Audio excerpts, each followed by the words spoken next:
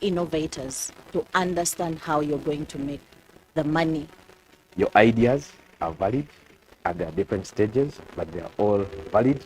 All we need is to see how best we can transform and make things better. So let our drivers for growth in all our businesses be very clear. How are you going to grow?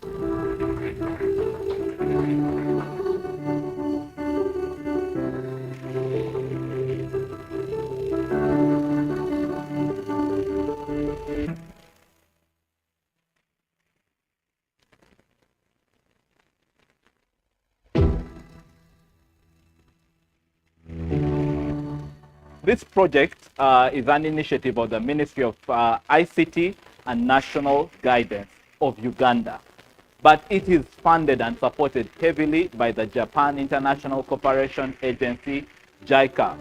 JICA is very increasingly committed to the startup ecosystem of Uganda.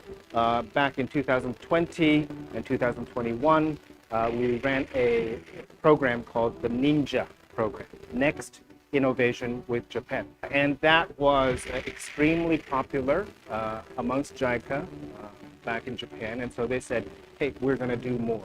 Earlier this year, we started this program called UJ Connect. To the judges, these are the 18th last Mohican, they call it, out of 300 applicants. Hopefully what we're going to see today is literally the cream of the crop. My name is Yeyo Luke. I am the CEO and founder of Enabling Finance Limited, a credit finance company, and I'm here to interest you in Enabler. My name is Simon Sache, and I'm the founder of MyUG, a tourism app, community-based and focusing on Uganda. Yeah, present to you Rent Better, where we're making renting a stress-free experience. My name is Brian Tuheyo, and I'm the founder and CEO. In 2015, I started a construction company called Tick Builders, which is still running up to now. Emmanuel here from Everland Agritech Limited. We focus so much on smallholder farmers. These are farmers who are potentially practicing hand-to-mouth farming. They farm and they eat. We support them with seeds as loans. I'm Serukoma Ibrahim, the founder and CEO of Zentrix Africa Technology Institute. Zentrix is an online institute focusing on empowering individuals through skill development and providing quality education. My name is Motes Catherine, the Chief Operation Officer, presenting to you the Asterio Venture, giving vision, creating insights to the blind, focusing on the goal of good health and quality education. So when you type, that maybe I'm typing hello, it will be able to translate into Braille. You just put information into audio format. My name is Katuma Wire, Director T-Web Limited. We are aiming at revolutionizing aquaculture in Uganda using advanced technologies. The top four are going to, on the 25th of this month, July 25th, be meeting and pitching in front of VCs. And these VCs will be gathered from around the world, Asia, Uganda, Europe, and so get your game ready, okay? Get your game ready. And for me, this is a plus to the team that has been here. I mean, if it's your first time, you're doing well. Don't stop at this speech event. This is an event. This is one event in your life. There will be many, many, many more coming. There will be many, many more opportunities that you have to create for yourself. Your ideas are quite brilliant, and I'm hoping for the best for all of you. It is extremely important as innovators to understand how you're going to make the money. Your ideas are valid at their different stages, but they are all valid. All we need is to see how best we can transform and make things better. So let our drivers for growth in all our businesses be very clear. How are you going to grow?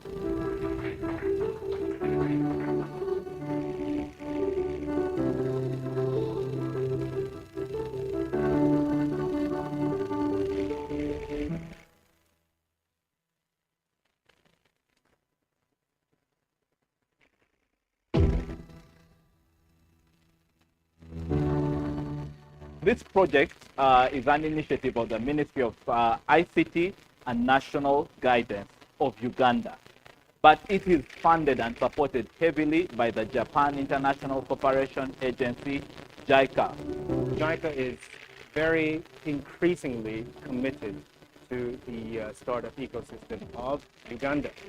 Back in 2020 and 2021, we ran a program called the Ninja program, Next Innovation with Japan. And that was extremely popular amongst JICA back in Japan. And so they said, hey, we're going to do more. Earlier this year, we started this program called UJ Connect. To the judges, these are the 18th last of Mohican, they call it, out of 300 applicants. Hopefully what we're going to see today is literally the cream of the crop. My name is Yeyo Luke. I am the CEO and founder of Enabling Finance Limited, a credit finance company, and I'm here to interest you in Enabler. My name is Simon Chisache, and I'm the founder of NAUG, a tourism app, community-based and focusing on Uganda. Yeah, present to you Rent Better, where we're making renting a stress-free experience. My name is Brian Tuheyo, and I'm the founder and CEO. In 2015, I started a construction company called Tick Builders, which is still running up to now.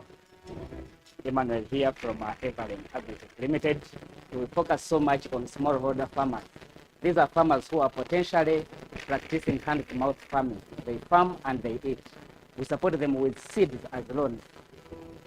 I'm Serukoma Ibrahim, the founder and CEO of Zentrix Africa Technology Institute. Zentrix is an online institute focusing on empowering Best we can transform and make things better. So let our drivers for growth in all our businesses be very clear. How are you going to grow?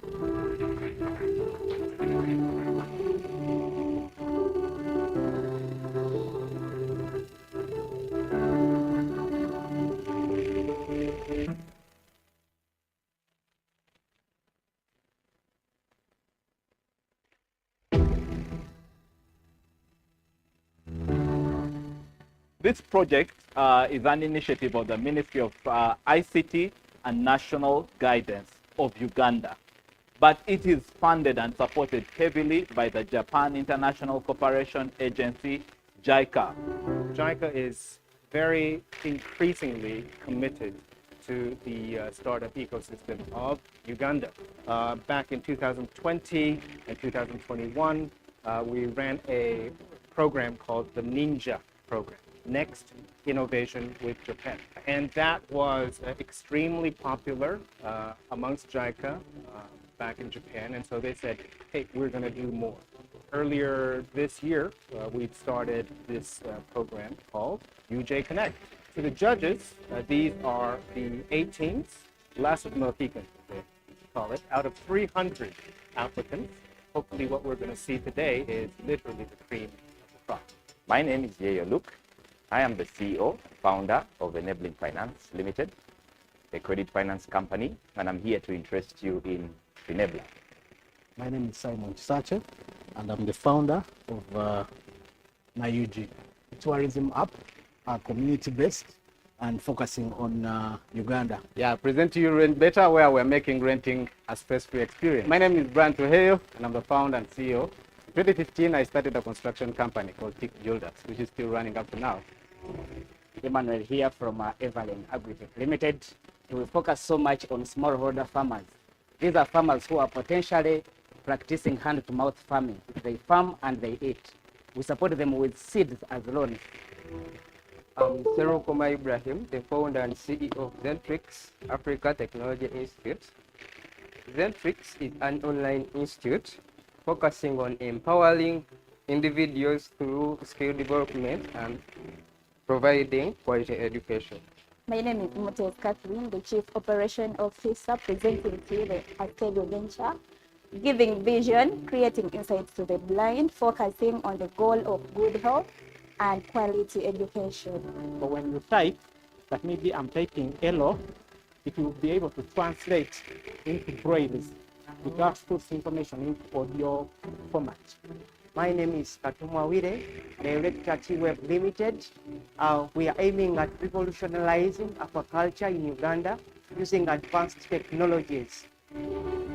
or the top four are going to, on the 25th of this month, July 25th, be meeting and pitching in front of VCs. And these VCs will be gathered from around the world, Asia, Uganda, Europe. And so get your game ready, okay? Get your game ready. And for me, this is a plus to the team that has been here. I mean, if it's your first time, you're doing well. Don't stop at this speech event. This is an event. This is one event in your life. Many, many, many more coming. There will be many, many more opportunities that you have to create for yourself. Your ideas are quite brilliant, and I'm hoping for the best for all of you. It is extremely important you're going to make the money. Your ideas are valid and there are different stages, but they are all valid. All we need is to see how best we can transform and make things better. So let our drivers for growth in all our businesses be very clear. How are you going to grow?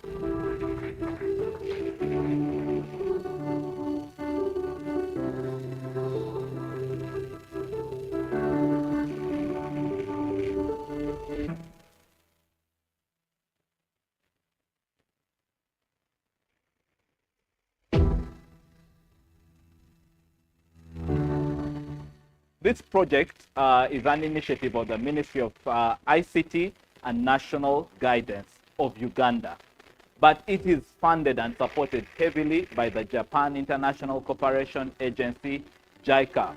JICA is very increasingly committed to the startup ecosystem of Uganda.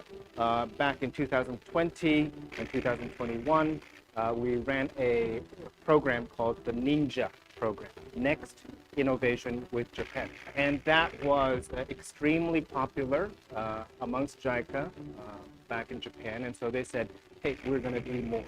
Earlier this year, we started this program called UJ Connect.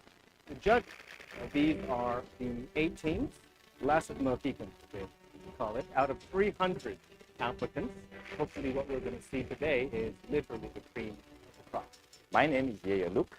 I am the CEO and founder of Enabling Finance Limited, a credit finance company, and I'm here to interest you in Enabler. My name is Simon Sache, and I'm the founder of NAUG, a tourism app, community-based and focusing on Uganda. Yeah, I present to you Rent Better, where we're making renting a stress-free experience. My name is Brian Tuheyo, and I'm the founder and CEO. In 2015, I started a construction company called Tick Builders, which is still running up to now. Emmanuel here from Everland Agritech Limited. We focus so much on smallholder farmers. These are farmers who are potentially practicing hand-to-mouth farming. They farm and they eat. We support them with seeds as loans. I'm Serokoma Ibrahim, the founder and CEO of Zentrix Africa Technology Institute. Zentrix is an online institute focusing on empowering individuals through skill development and providing quality education. My name is Motes Catherine, the Chief Operation Officer, presenting to you the Asterio Venture, giving vision, creating insights to the blind, focusing on the goal of good health and quality education.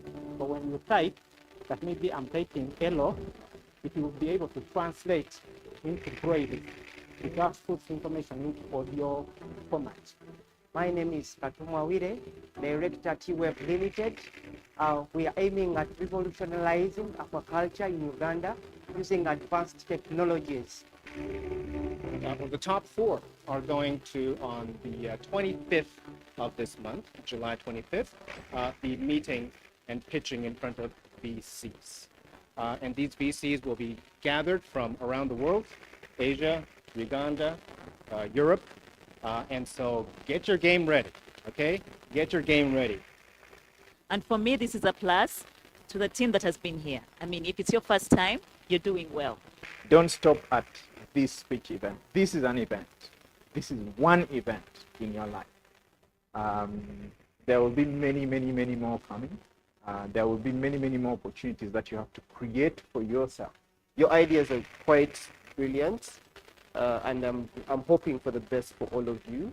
It is extremely important as innovators to understand how you're going to make the money. Your ideas are valid at their different stages, but they're all valid. All we need is to see how best we can transform and make things better. So let our drivers for growth in all our businesses be very clear. How are you going to grow?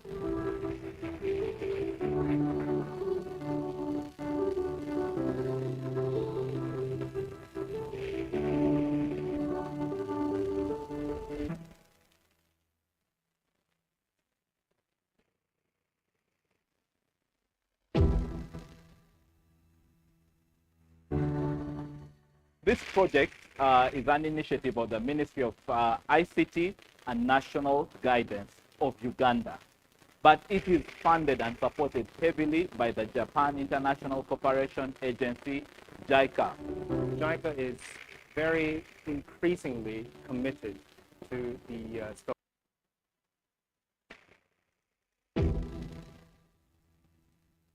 and that was extremely popular amongst JICA back in Japan, and so they said, hey, we're going to do more. Earlier this year, we started this program called UJ Connect. To the judges, these are the 18th last of no people, they call it, out of 300 applicants. Hopefully what we're going to see today is literally the cream process. My name is Yeyo Luke. I am the CEO and founder of Enabling Finance Limited, a credit finance company, and I'm here to interest you in Enabler. My name is Simon Sacho, and I'm the founder of NAUG, a tourism app, community-based and focusing on Uganda. Yeah, present to you Rent Better, where we're making renting a stress-free experience. My name is Brian Tuheo, and I'm the founder and CEO. In 2015, I started Zentrix is an online institute. Going to on the 25th of this month, July 25th. Going to on the 25th of this month, July 25th, be meeting and pitching in front of VCs. And these VCs will be gathered from around the world, Asia, Uganda, Europe, and so get your game ready, okay? Get your game ready. And for me, this is a plus to the team that has been here. I mean, if it's your first time, you're doing well. Don't stop at this speech event. This is an event. This is one event in your life. There will be many, many, many more coming. Call it out of 300 applicants. Call it out of 300 applicants. Hopefully what we're going to see today is literally the cream process. My name is Yeyo Luke. I am the CEO, founder of Enabling Finance Limited, a credit finance company, and I'm here to interest you in Enabler. My name is Simon Sacho, and I'm the founder of NAUG, a tourism app, community-based and focusing on Uganda. Yeah, present to you Rent Better, where we're making renting a stress-free experience. My name is Brian Tuheo, and I'm the founder and CEO. In 2015, I started a construction company called Tick Builders, which is still running up to now. Emmanuel here from Everland Agritech Limited. We focus so much on smallholder farmers. These are farmers who are potentially practicing hand-to-mouth farming. They farm and they eat. We support them with seed as loans. I'm Serukoma Ibrahim, the founder and CEO of Zentrix Africa Technology Institute. Zentrix is an online institute focusing on empowering individuals through skill development and providing quality education. My name is Motes Kathleen, the Chief Operation Officer, presenting to you the Asterio Venture, giving vision, creating insights to the blind, focusing on the goal of good health and quality education. So when you type, that maybe I'm typing Elo, it will be able to translate into Braille. It does put information into audio format. My name is Atuma Wire, Director T-Web Limited. We are aiming at revolutionizing aquaculture in Uganda using advanced technologies. Well, the top four are going to, on the 25th of this month, July 25th, be meeting and pitching in front of VCs. And these VCs will be gathered from around the world, Asia, Uganda, Europe, and so get your game ready, okay? Get your game ready. And for me, this is a plus to the team that has been here. I mean, if it's your first time, you're doing well. Don't stop at this speech event. This is an event. This is one event in your life. There will be many, many, many more coming. There will be many, many more opportunities that you have to create for yourself. Your ideas are quite brilliant, and I'm hoping for the best for all of you. It is extremely important as innovators to understand how you're going to make the money. Your ideas are valid and there are different stages, but they are all valid. All we need is to see how best we can transform and make things better. So let our drivers for growth in all our businesses be very clear. How are you going to grow?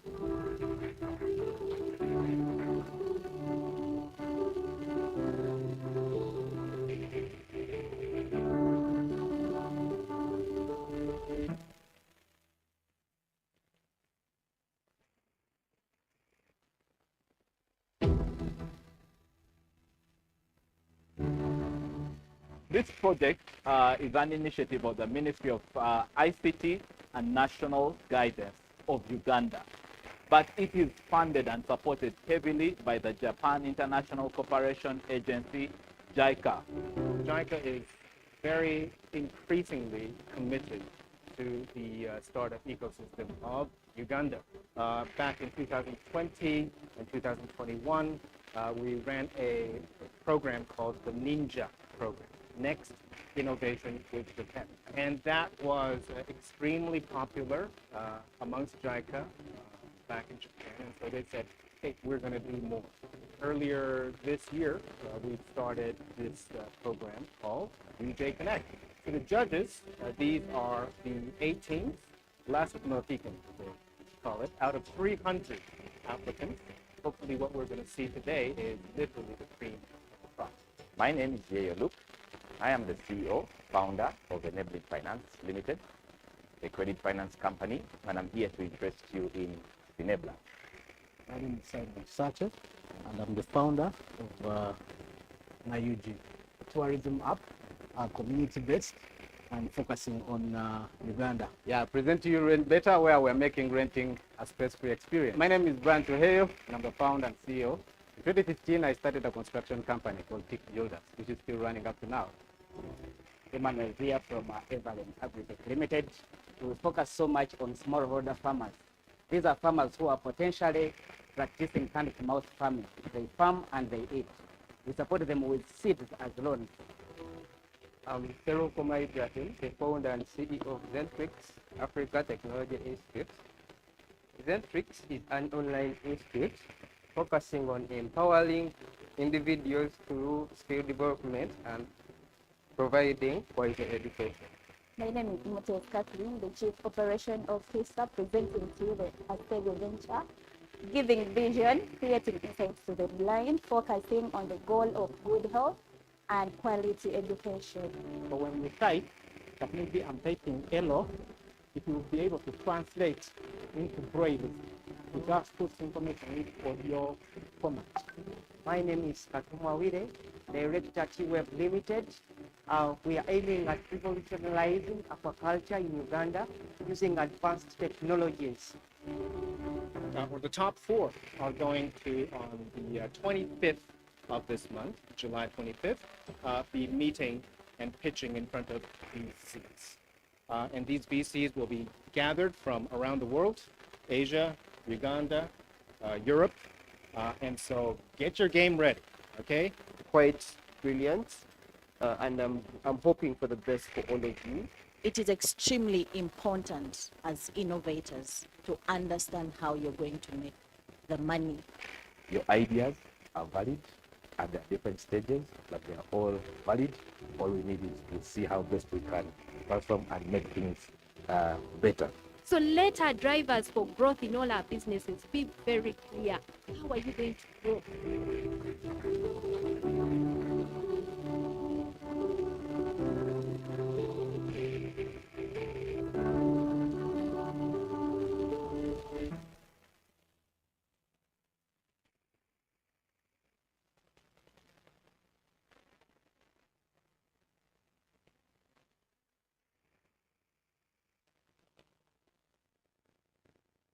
Mic check 1 2. Okay, now good morning, ladies and gentlemen.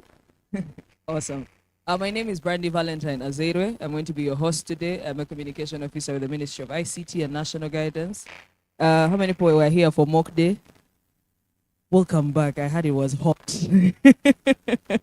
I'm glad. Congratulations for making it to demo day. We should be receiving our guests today. In our midst, we have first and foremost everyone in this room. Clap for yourselves for making it here on this amazing morning. Then we shall be having the chief representative of JICA. And after that, we are going to also have the Minister of ICT, the State Minister of ICT, Honorable Joyce Sebugwao. And then we shall have our Undersecretary, Ms. Sophie Nantongo, who will be sitting in for the Permanent Secretary. And also I think we shall be having the Ambassador, and then so much more. And I'll be introducing them as they come. So the purpose of this day really is to pitch, right? And show us what you have been doing. And then we can also learn from what you've been doing, and then so much more and so much forward. And all this is going to unfold as the day goes on. Our minister should be here shortly, and our agenda will go as follows. Okay. So first on the agenda we shall have, okay, well, let's start the welcome remarks from the principal of UICT. Then we shall have remarks from JICA, the JICA chief representative, and then we shall have the pitching. The order will be 5 minutes pitch and 10 minutes for questions and answers. We shall start with Finabo, then we shall have T-Wave, then we shall have Everland, then Rent Better. After that, we shall have remarks from the Undersecretary, who will be representing the Permanent Secretary. Then we shall have remarks from the Minister of State for ICT, Honorable Sebugwao. Then we shall have remarks from the Japanese Ambassador, and then we shall announce the winners and award them and make friends with them, and then network and depart. So allow me, ladies and gentlemen, to welcome the... Yes, before we get into that, I would like, thank you very much. Come give us an opening prayer. And then after that, we shall move. Tell us your name, where you're from, and then you give us an opening prayer. Good morning, everyone. Daphne Rukundo is my name. I'm a lawyer. I work with KTI Advocates. It's primarily a technology, media, telecommunications, stroke intellectual property firm. Glad to be here. Let's humble ourselves for a prayer. Loving Father, we thank you for today. We thank you for your grace. Thank you for your grace. We thank you for your mercy. We thank you, Lord, for the blessed works that are going to be showcased before you today, O Lord. We thank you that everything indeed has worked out well today. We thank you for the presence of everyone here today. We thank you that today is a success. Today goes according to plan. And your glory and your name is exalted. We pray all this through Christ, our Lord. Amen. Randy. Thank you very much. A round of applause for Daphne. We have kick-started properly, and now, ladies and gentlemen, let's put our hands together and invite Dr. JICA Chief Representative, the Permanent Secretary, represented by the Undersecretary, representatives from JICA, and representatives from government MDAs, media, press, distinguished guests, ladies and gentlemen. The Honorable Minister of State for ICT, Honorable Joyce Nambasa Sebugwao, the chief guest of honor today. We are deeply honored by your presence and support that you continue to provide the ICT landscape in Uganda and even beyond the borders. I extend a warm welcome, of course, to all you other esteemed guests. And we are here today for this significant occasion, the demo day, batch 1 of the ICT industry promotion project. This event indeed marks a pivotal moment as we come together to celebrate the incredible journey that has been taken and the achievement of 15 promising Ugandan tech entrepreneurs who have thrived under the nurturing guidance of the UJ Connect Tech Startup Mentorship Program.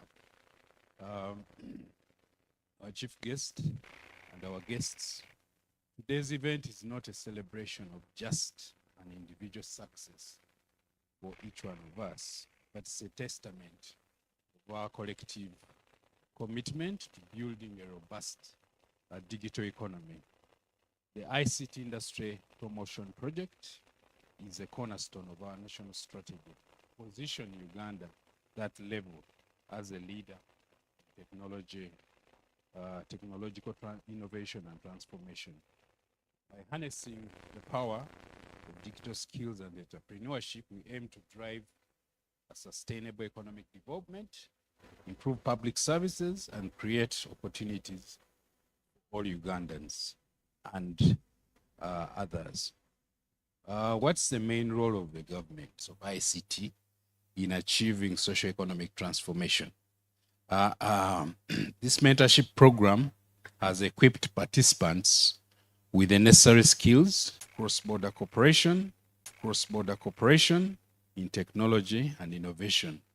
The collaboration not only brings in global expertise, but also opens avenues for Ugandan entrepreneurs and access to international markets and the networks, which will further enhance the national capabilities. I want to once again take this honor to thank our team from JICA and Japan at large for the support that has been given in regard to this project.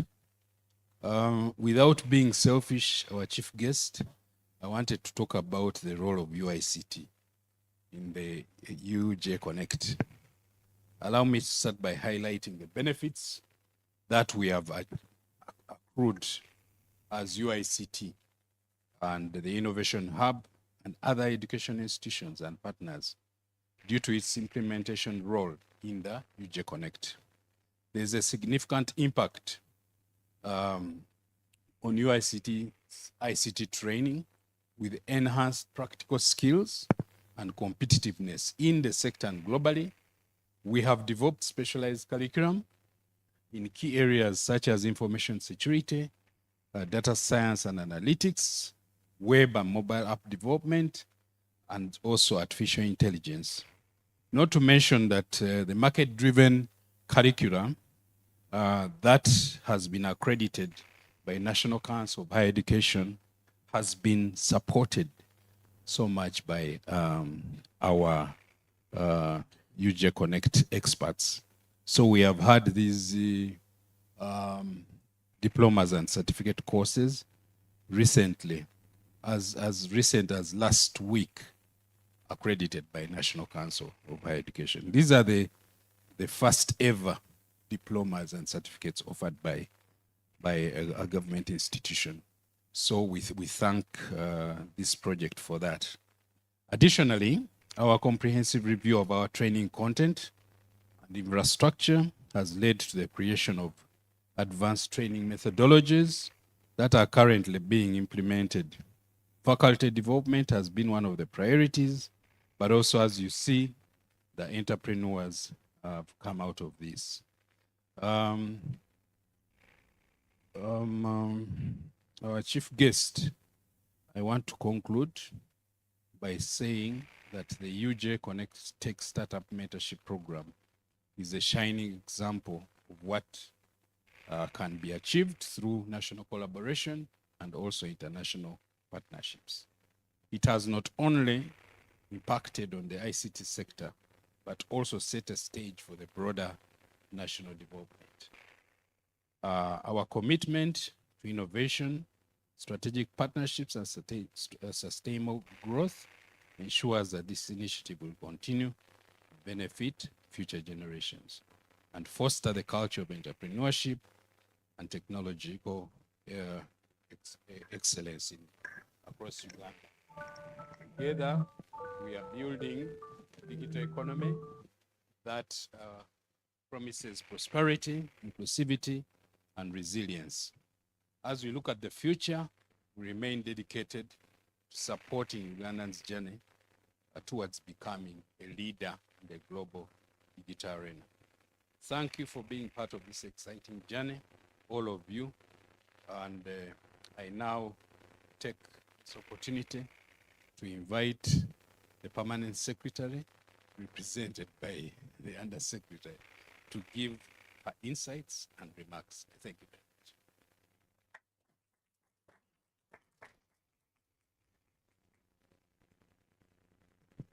much. Okay, so another round of applause for Dr. Chitogo. Now, before the permanent secretary, represented by the undersecretary, comes, allow me invite the chief representative of JICA, the Mr. Inoue Yoichi. Thank you very much.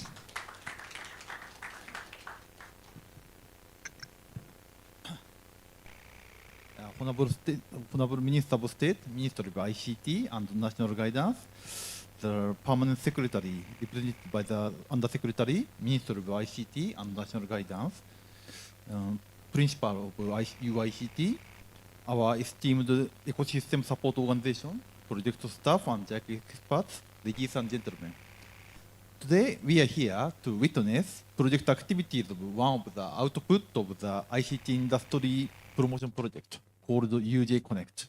Output 4, which is mentorship support, aims to strengthen and promote tech-driven entrepreneurship in Uganda. Our output team has done very great work with reviewing support program that UICT and National ICT Innovation Hub offer to their entrepreneurs. This was followed by stakeholder engagement for support to entrepreneurs, and now they are providing mentorship to the selected entrepreneurs.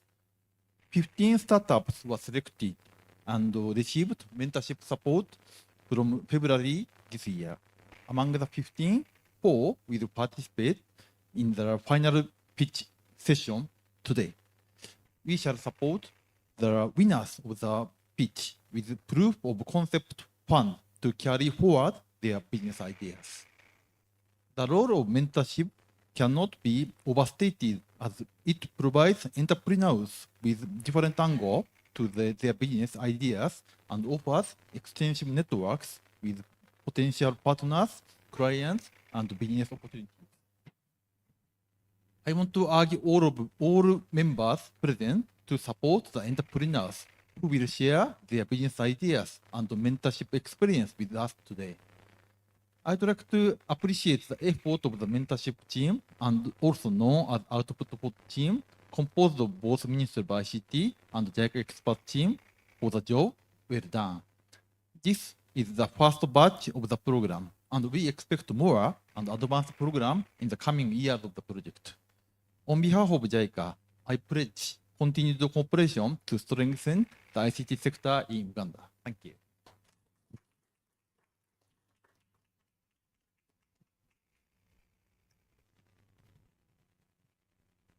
Thank you very much, Inoue-san. We're having a small discussion as the project team outside that we should give you a Ugandan name since you're around here. I think Undersecretary will give us the name, but ideally, we are going to start the pitching. That we have 4 participants, 5 minutes for the pitch and 10 minutes for questions. So, ladies and gentlemen, allow me, yeah? Okay, allow me invite Mr.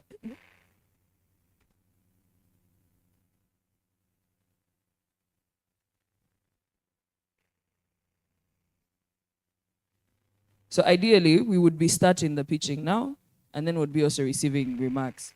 But we are waiting for the ambassador who should be here in exactly 5 minutes. So we can take a water break, and then after that we shall, yes, just a break. And then after that, we shall resume in 5 minutes. Thank you very much. DJ, play us some little music as we wait. Thank you.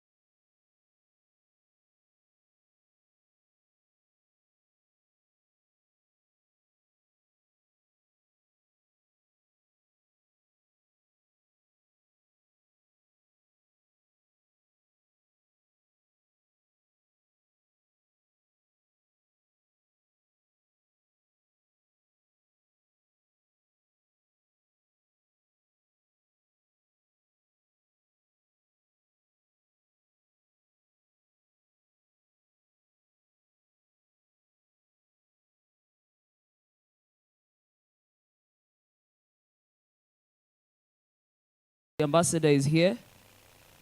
I will kindly request us to raise on our feet and welcome our Deputy Ambassador of Japan to Uganda, Mr. Tomotaka Yoshimura. You're welcome.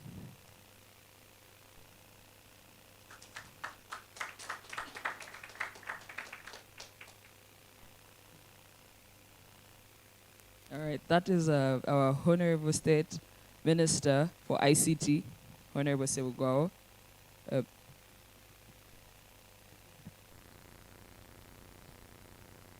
All right, thank you. Yeah. All right, let's take our seats. Okay, Deputy Ambassador, as you were, before you came, we had just opened our demo day. On mock day, we had 8 innovators who pitched, and we were able to come up with the final 4 who will be pitching today. So allow me invite Mr. Johnson to come and lead us into the pitch session. A round of applause for Johnson. Good morning, everybody. Good morning. It is a bright day here in Uganda, and it is bright in our hearts because it is my privilege today to introduce to all of you the 4 finalists for the UJ Connect Mentorship Program. Please give them a round of applause.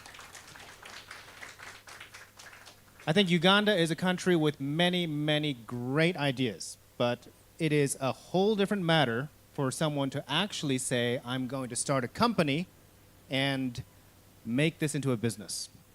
And so that is something that takes courage, it takes commitment, it takes sacrifice. Like the English saying goes, it takes shedding blood, sweat, and tears. I hope blood was not involved, but blood, sweat, and tears. So I hope to all of you guests today, I hope that what you see before you today is not simply just the 4 finalists of the UJ Connect program, but the next generation of big, successful Ugandan companies in yes, thank you, in 4 very, very important sectors. We have 1, this is a fantastic new way to bankroll Uganda's agricultural sector, Everland. Give him a big round of applause. We have a robotic solution to feeding Uganda with Nile perch and tilapia. T-Wave, Tuave. And we have a digital way to keep Ugandan landlords and tenants smiling at one another. We have Rent Beta. And number 4, we have a fintech that connects the world's money to Ugandan lenders, Finabler. So these 4 startups have gone through 6 months of mentorship under the UJ Connect program, but I think more importantly, they have endured anxious days, sleepless nights for one purpose, and that is the passion to create companies that leave an even better Uganda for their children. But with the VCs and investors in the room today, hopefully they won't have to wait quite that long. So it is also my privilege to introduce the judges on the panel today. Please, as I introduce them, welcome them with a round of applause. We have Agnes Eisleitner Kisule from First Circle Capital, which I believe she co-founded. She has a long track record of making factories and selling them. So she is a self-made woman. And her last name is Ugandan, if you didn't notice. And ladies first, Mary Nantume from Pearl Capital Partners. Please welcome Mary. Pearl Capital Partners is one of Uganda's, if not Uganda's very largest agricultural investment fund. It's great to have you here. And talking about self-made women, we have self-made men with us too today. Emmanuel Imodek, CEO and founder of ChapChap. ChapChap went through the JICA Ninja program in 2021 as one of the 5 finalists. They have been very successful, and today, like your dream, he sits on the other side of the table trying to raise VC funds for the next generation of Ugandan startups. We also have our very own Amos Mpungu. Amos, my teacher, my friend, and the principal ICT officer at UICT. And we also have Yoichi Inoue, the sponsor of the UJ Connect program from JICA. We would not have been here without JICA. I believe I have introduced everybody here. Am I missing one? Good? All right. Okay, so without further ado, let's get to the matter at hand. We have 5 judges today. And a few house rules, please.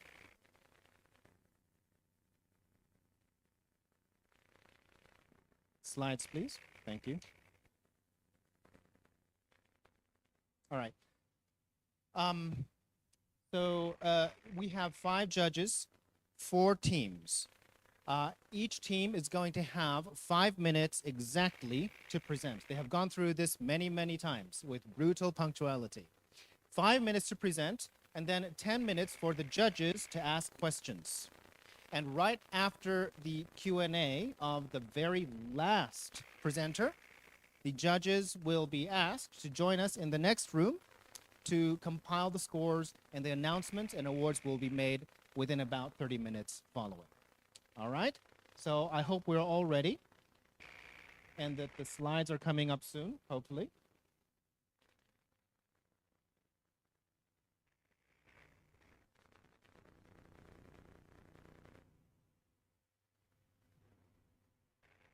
Right.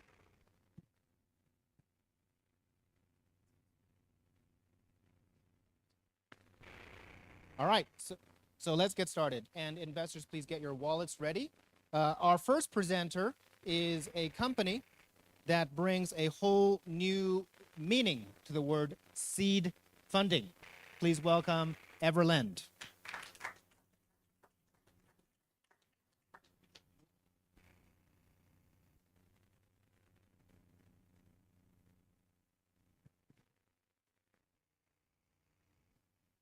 Good morning, ladies and gentlemen. Yeah, my name is Emmanuel Twesije. I'm the CEO and co-founder at Everland Agritech Limited. According to the African Development Bank report, it is estimated that by 2050 we shall have around 2.5 billion people in Africa.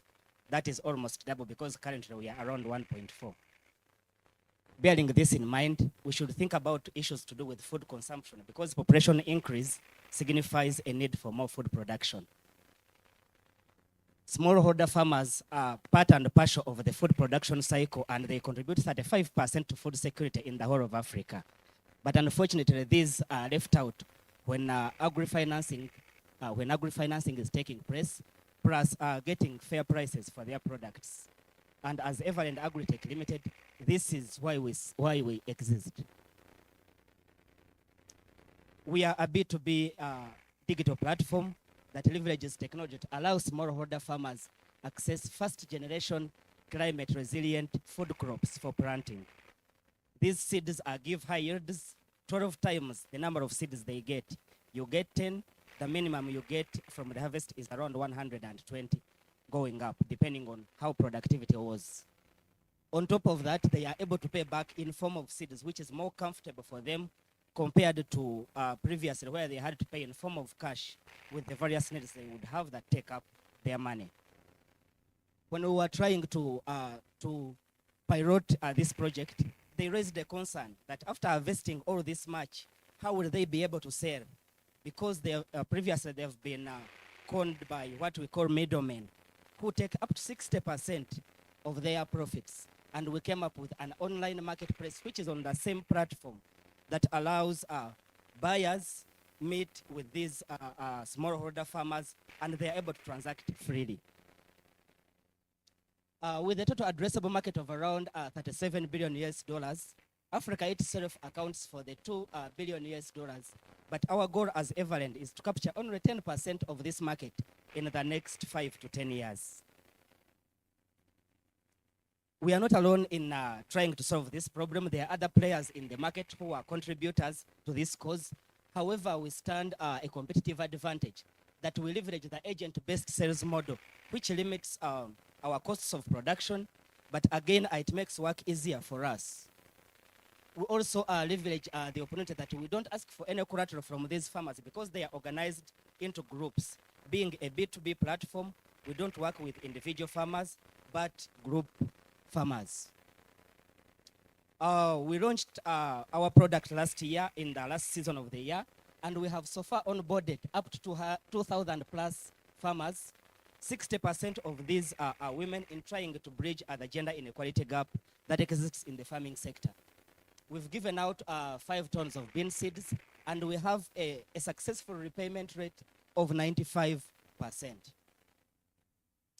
Through the UJ Connect program, we were able to be selected for the Agritech for Egypt Innovation Challenge, and me and my team member, who is the head of agronomists, represented our startup in Egypt for 4 days boot camp, where we gained valuable connections under the funding of CGIAR and F4 Impact Platform.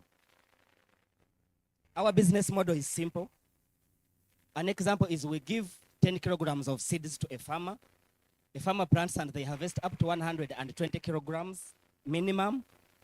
We receive 20, they reserve themselves 100, which is a good development for them. We sell 10, making money, that's our revenue. But again, we reserve more 10, which we give out. So costs keep going down as productivity increases. Our financials have been consistent and with great strides of growth. As you can see from the deck, we've been promising to be profitable despite the heavy expenses you incur at the beginning. But we are so promising to be profitable within the next 1 to 2 seasons max. This is the team that brings more than 30 years experience to this cause. I lead the team, and I have a Bachelor's of Business Administration. I'm a former banker and a national certificate in agriculture. We have a co-founder who has over 5 years of experience in digital marketing and mass communication. We have our head of agronomists who has more than 10 years experience in working with farmers. He has both a degree and a diploma in agriculture. We have the head of technology who is a software engineer. So we limit on the costs because we, the founders, are bringing all this experience to the cause. We also have an advisory board led by Mr. Frank Kamugisha, who is a 2 times founder, an angel investor, an advisory board member to the Commonwealth Hamburg Sustainable Conference, and so forth. This has been our roadmap so far. We launched this in 2023. 2024, we've been able to onboard 2,000 plus farmers. 2025, we hope to expand to more districts because so far we are operating in 4 Ugandan districts. That is Mityana, Mubende, Buyende, and Iganga. And in 2027, we hope to grow, and with your support, we hope to expand to further East African countries. We are seeking for $5,000 to be able to bring more of this into reality, and more of this will go into being able to reach 5,000 smallholder farmers with just $50,000. Join us in making this dream a reality, while we give great returns to our investors, but as well as empowering smallholder farmers. I thank you so much.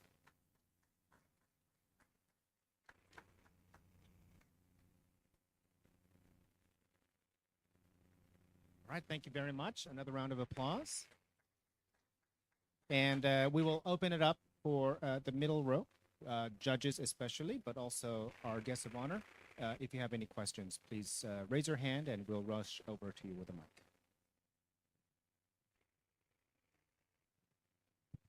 Thank you very much, Everland. I just need clarification. Seed, productive seed that we have on the market these days is not recyclable. In other words, you either produce it for food or you're either producing for seed. So which market are you targeting? Are you targeting the food producers or the seed producers? Number one. Then it's agriculture, rain-fed. So how do you account for the risk factors in agriculture, our rain-fed agriculture?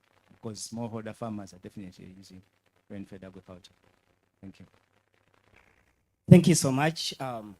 First and foremost, on the issue of the nature of seed, the seeds will improve our real seeds. Our seeds can be grown up to 7 times, and they account for both replanting and both food consumption. So they are not these imported seeds. They are our normal seeds, but we use verified agrochemicals to improve them, and they be able to give a lot of returns, but again, can be used for food consumption. We treat them at the start so that when we give them to smallholder farmers, they are used for the particular purpose, because when they are treated, they cannot be prepared as a one-off meal. They have to be planted, but they can serve 2 purposes at the same time. That's about the seeds. And then about risks, thank you so much. I'm happy you raised that. At the beginning of this year, we were ushered into a program by the Innovation Village. Mr. Michael is here. Under the program funded by MasterCard called Community Pass, under the Digital Economy Program, where we've intermingled with a couple of other startups, and we've been able to leverage the chance of insurance. We are in talks with affordable insurance because that is one of the challenges we faced last year. Our farmers in Iganga, where a section of over 40 farmers didn't receive rain in its due time, so when they planted, they actually were not able to harvest because rain delayed and there wasn't affordable irrigation to be able to help them get expected returns. So we are in talks with insurance, and God willing, before this year ends, we will have partnered with an insurance company that can be able to cover such losses in form of unavoidable risk. But for the risks which are avoidable, we try as much as possible to mitigate them. Thank you so much. Thank you, Everland. I have worked in the agriculture space for quite some time now. And my question to you is, yes, you have elaborated very well how you give the farmers seed, you connect them to the market and all that. But I know that training these farmers is very key.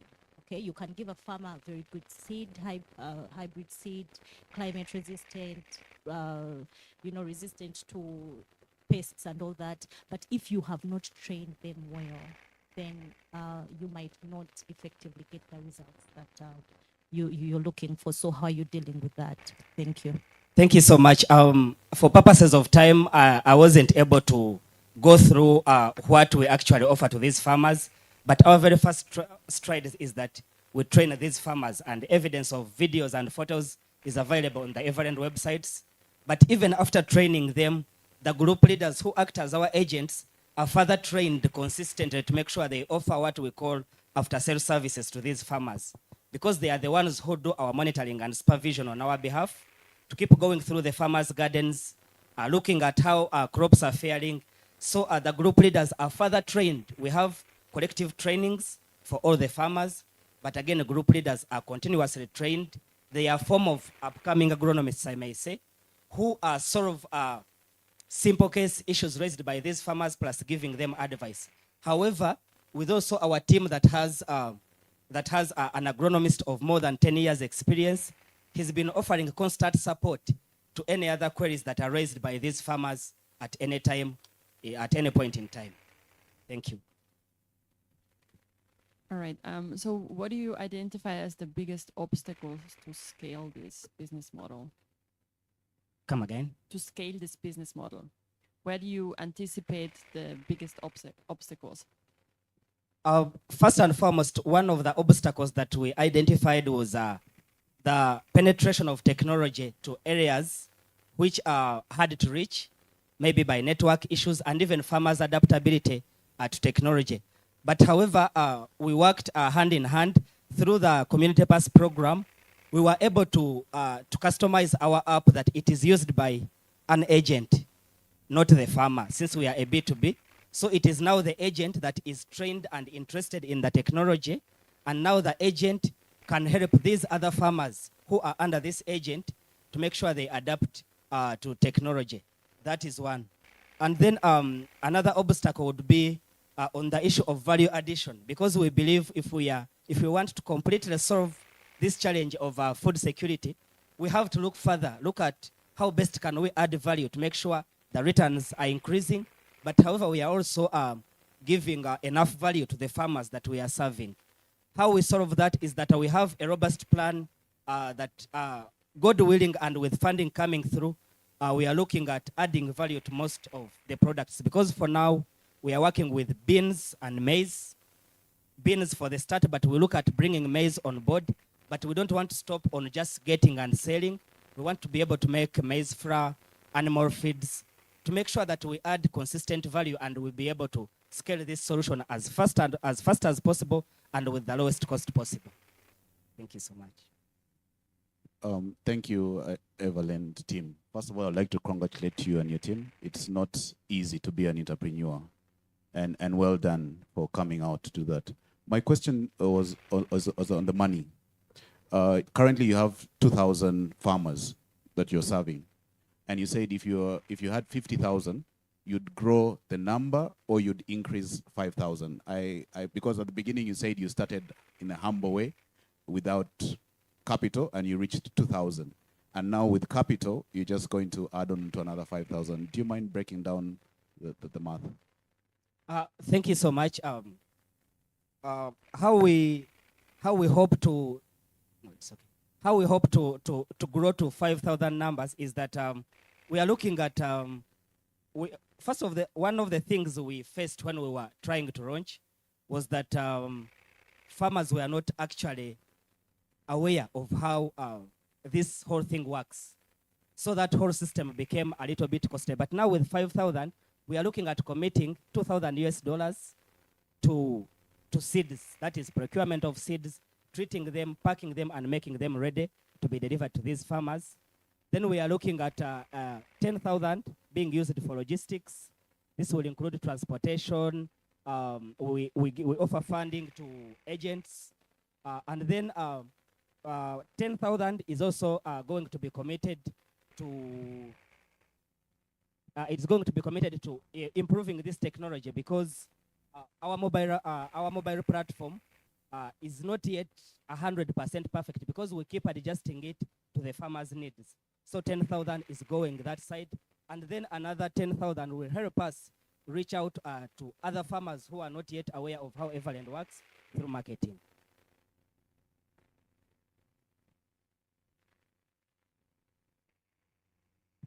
Okay, thank you very, very much, Everland.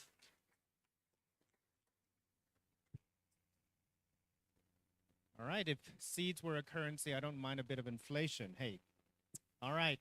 Speaking of food, our next contestant is Twave or T-Wave. I know Uganda is a country that runs on matoke, but we need now perch and tilapia as well. And so as he brings in his contraption over there, I'd like all of you to really make a big noise for this futuristic startup, Twave.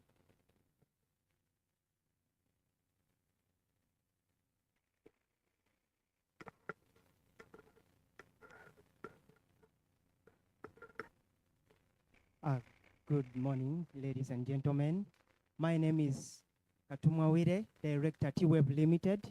We are aiming at transforming aquaculture using advanced technologies. Aquaculture farmers have lost over 30 to 40% on their return on investment, and this is due to the poor feeding and management practices.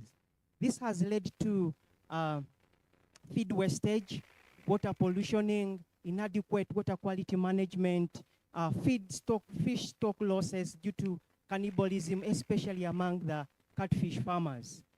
So we have developed an automated solar fish feeder that accurately feeds the fish, and it reduces on the feed wastage. It utilizes a mobile application to remotely monitor the growth and health of the fish, and also to track down on the feed leftovers so that the farmer can replenish the feeds. And it utilizes an AI camera so that to detect and analyze the swimming patterns for the fish.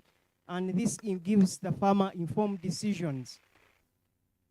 So these are part of the sustainable development goals that our solution fits into: poverty reduction, hunger, life underwater.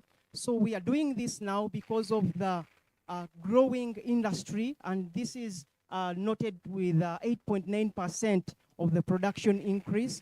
We are also doing this because of the need to enhance food security, and also the need to grow, to make sustainable fish farming possible in Uganda. We are looking at a total addressable market of over 90,000 freshwater farmers, and this we are targeting 5,000 fish farmers around Lake Victoria. And with this, we are looking at the 20,000 ponds. We're looking at 2,000 cages and the 50 hatcheries. This will give us 15% market share of 4,000 fish farmers.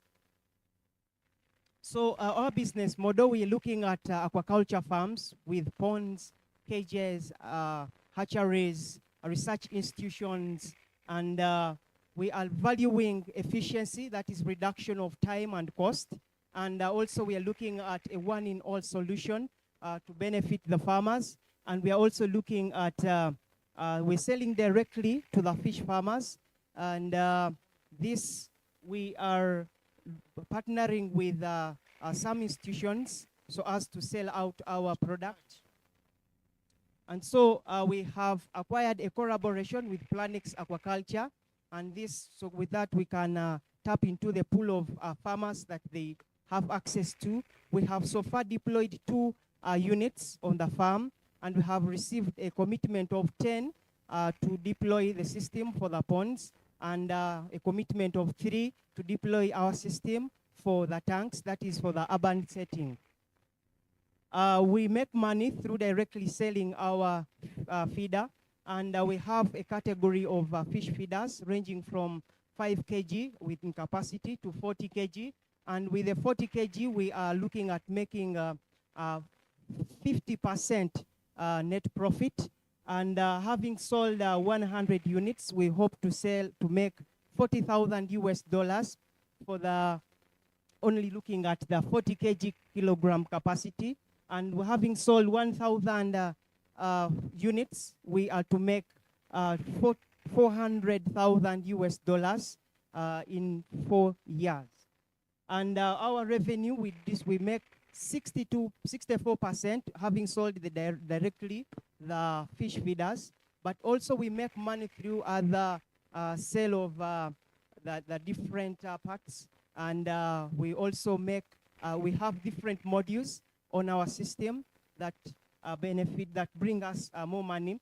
And we're looking at making 3D printed feeders. This uses stainless steel so that when we use plastic feeders, we reduce on the cost. 30 seconds.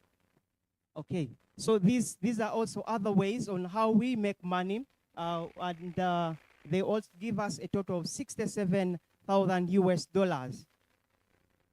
So we are locally making these feeders in Uganda, and we are eliminating the importation taxes for those who make feeders abroad.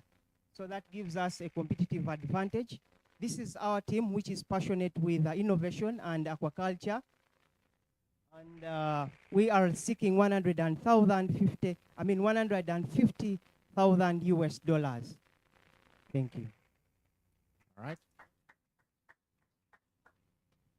Thank you very much. And may I ask the judges or whoever would like to ask a question to stand up for the camera for our viewers from around the world. Any questions from the panel or from our guests of honor?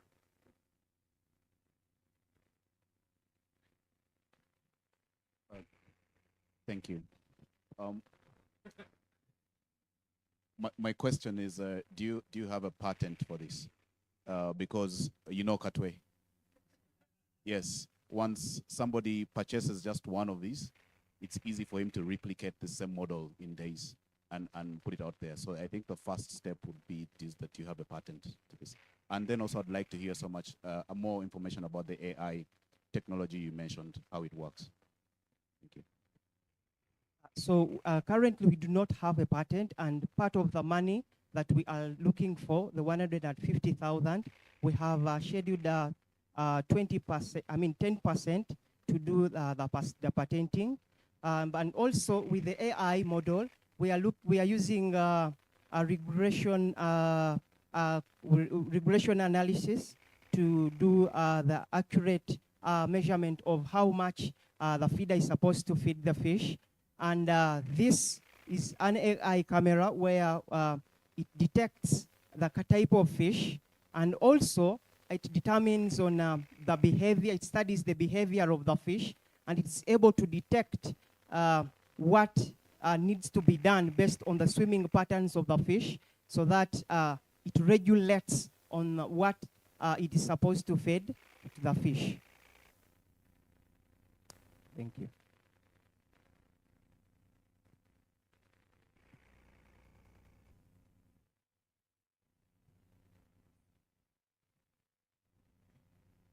Thank you very much, Twev. I was reading about you before I came in here, and I noticed you were incorporated in 2023. So Yes. you're a new company. What are some of the challenges that you have experienced in your first years of operation? Thank you. Thank you. One of the challenges is the farmers have, if some few farmers have found it hard to, buy the feeder, because it's quite a little bit expensive since we are using stainless steel. And this is why we are going to make 3D printings. But also now, like these kind of cameras, we have to import them. They are not in the country. And we have incurred a lot of taxations. And even when you look at, we have a module which is for water quality management, where we network water quality sensors to detect the quality of water, dissolved oxygen, pH, temperature, ammonium. So those sensors, we import them, and we have incurred a lot of taxation costs. And so we are planning to partner with those sellers so that we buy in bulk and then they reduce down the cost for us. Thank you. Actually, it's in line with the cost. Aquaculture as an enterprise itself is quite expensive. If you're adding a machine, you're increasing the cost. So what are some of the financing models, the acquisition models for the farmers? Because the venture itself is already expensive. Adding this is also a bit costly. Do you have any particular models of financing that someone can have in terms of accessing the machinery. Okay, thank you. When you look at, I'll begin to say that when you look at a single harvest, a farmer is able to harvest on around 40 million Ugandan shillings. And this is so high compared to the 800 US dollars that we're selling a particular feeder. So it, based on the value that we add, it's not quite so expensive. But also, we are looking at partnering out with resellers, and so that we lower down the costs. But most importantly,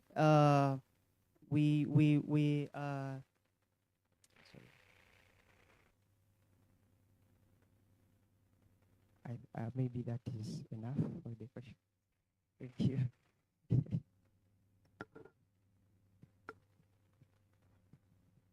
Maybe something small.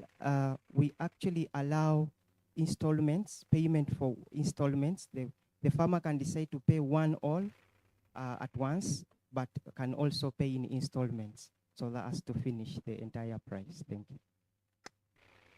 A question. So I have actually been on a boat and gone and seen the people doing fish caging. So where does it sit? Does it sit? Do I put it on the boat and go with it to the?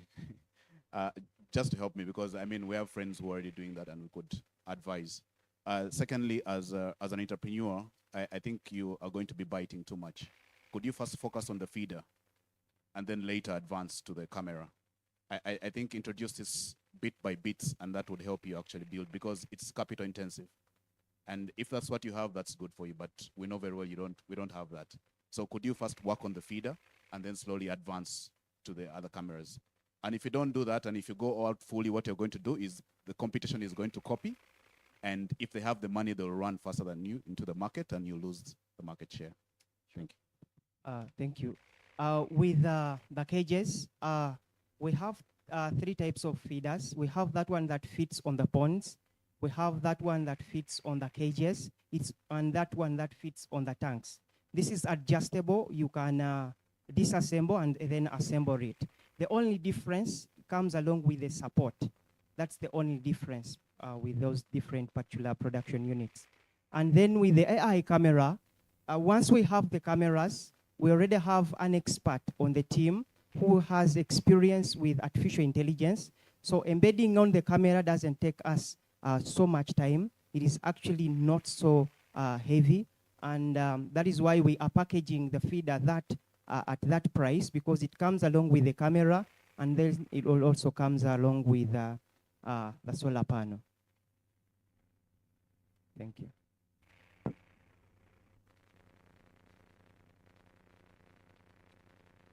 Okay, that was T-Wave. Thank you very much, T-Wave. So yes, as he moves this out, my question is, can you make an auto feeder for me, especially for Saturday mornings? All right, on 3rd place, we have that solution to you and your landlord. You know what I'm talking about. Rent Beta.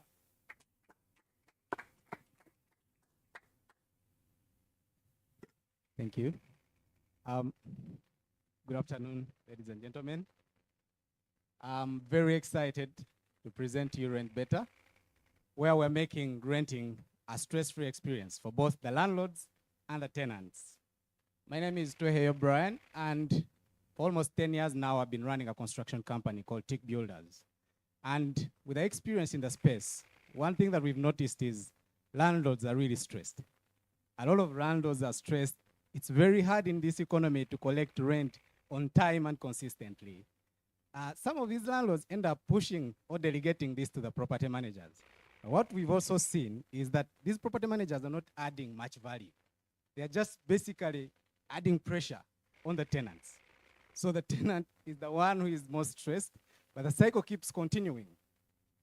But we think we've found the real problem.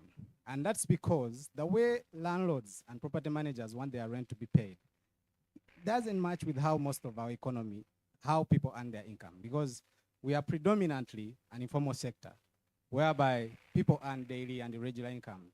But what makes it worse is we have a very poor savings culture. Let me give you an example. Fred here earns more than Sharon, but Fred earns daily on his border.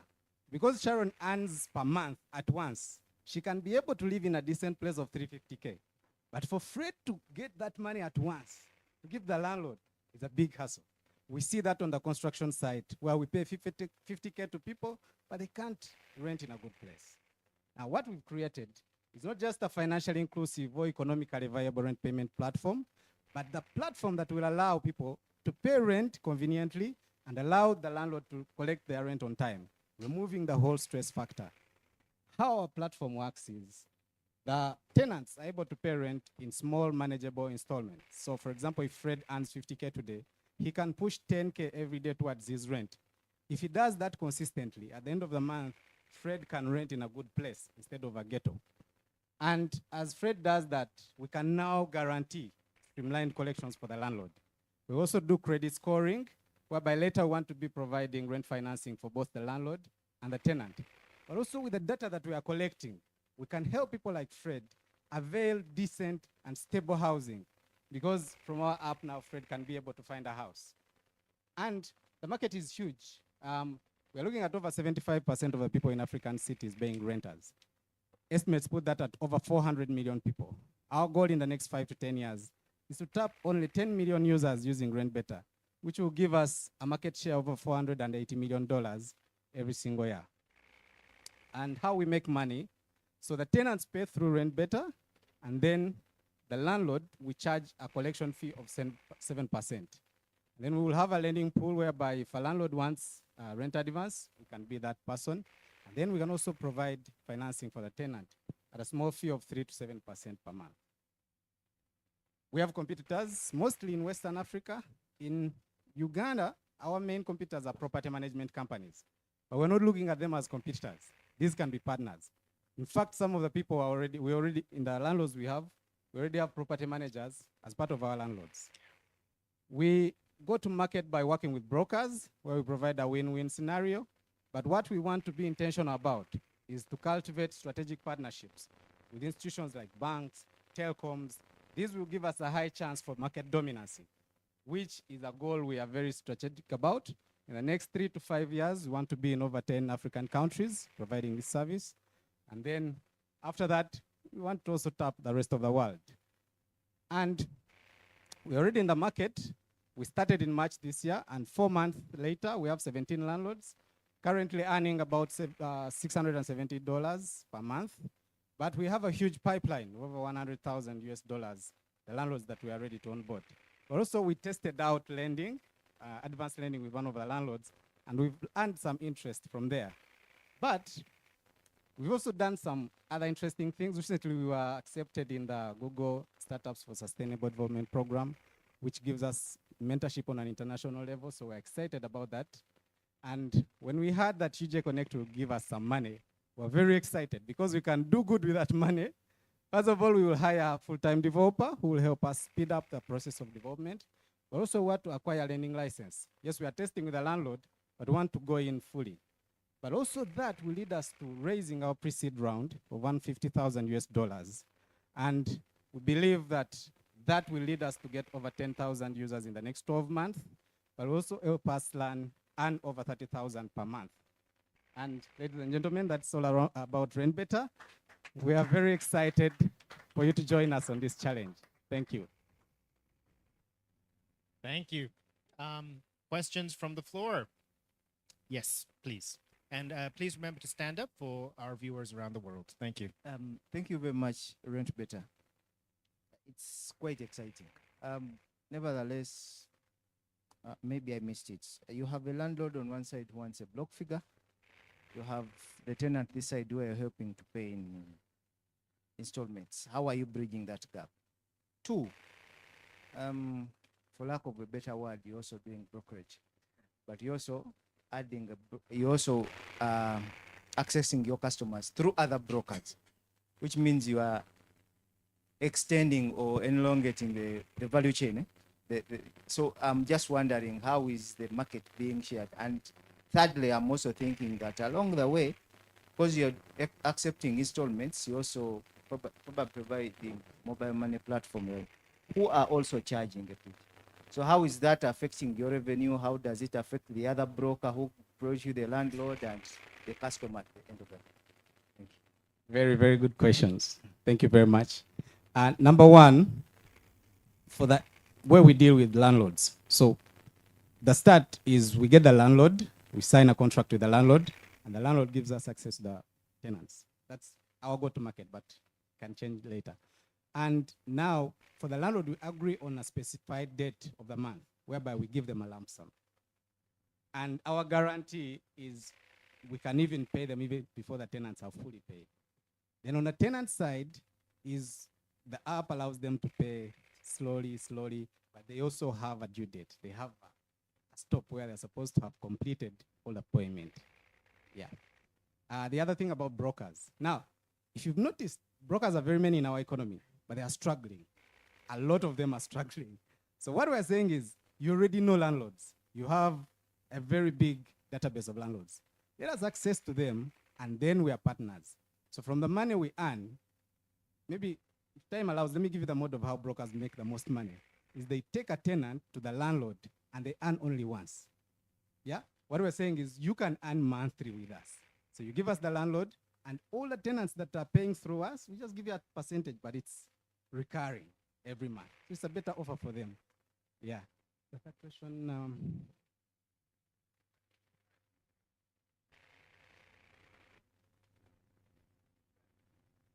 Yeah. Yeah, not so much. It doesn't affect so much. Actually, yeah. The other question was on mobile money.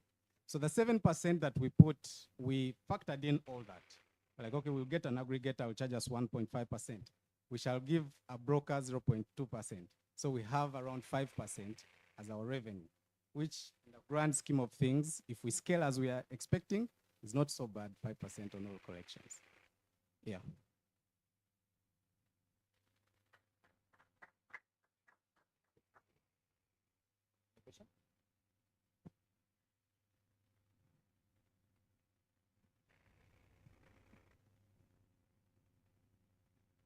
Thank you again. An entrepreneur to an entrepreneur. Well done on this. I think it's a big problem in the market for those who are trying to collect rent.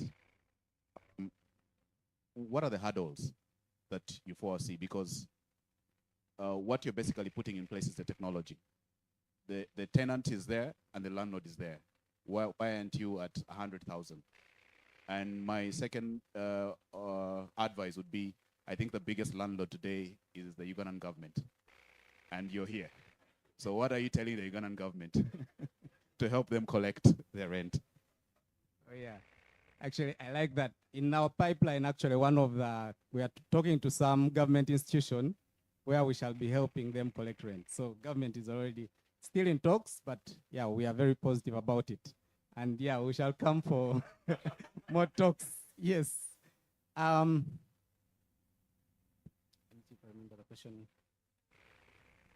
All right. Yeah, very good. The biggest challenge that we are seeing is behavior change, because people are used to paying per month. And you're telling them, no, you can, do daily, and then you get that. So there's that challenge. Those who have adopted it are happy about it. And most times also it's because now the landlords are also used to these kinds of different property managers. So when you come with this kind of setup, some of them are like, will this work? So there's that kind of delay. And I think 4 months also, the kind of traction we've gotten, it might not be so exciting, but it's also good. And we're seeing so much in future. So I think slowly by slowly, we shall really get to the 100 you're talking about. Thank you. Yeah. So on the installments, are you going to pay them out, or are you going to hold the installments? And do you have a treasury function in the team? Yeah. Ideally, that's how we do it. So we hold on the installments, and then at the agreed date of the month, we pay this to the landlord, minus our fee, of course. I would like to understand the customer journey for the person who is paying installments. So you talked about the border gentleman. So where does the money come to? Do his customers pay him to the Rent Better app, And then is that money paid to the landlord? What is the connection? Because we know the digital infrastructure is very expensive in Uganda. But you might even find the charges are more expensive than what I'm paying the landlord at the end of the month. So how does that work? Yeah. So the good thing you're in aggregation. So we have a mobile application, the Rent Better app. So we have an aggregator that we're working with. People pay using mobile money. So it's the person, the border man, for example, who will load that 10,000 and make a payment.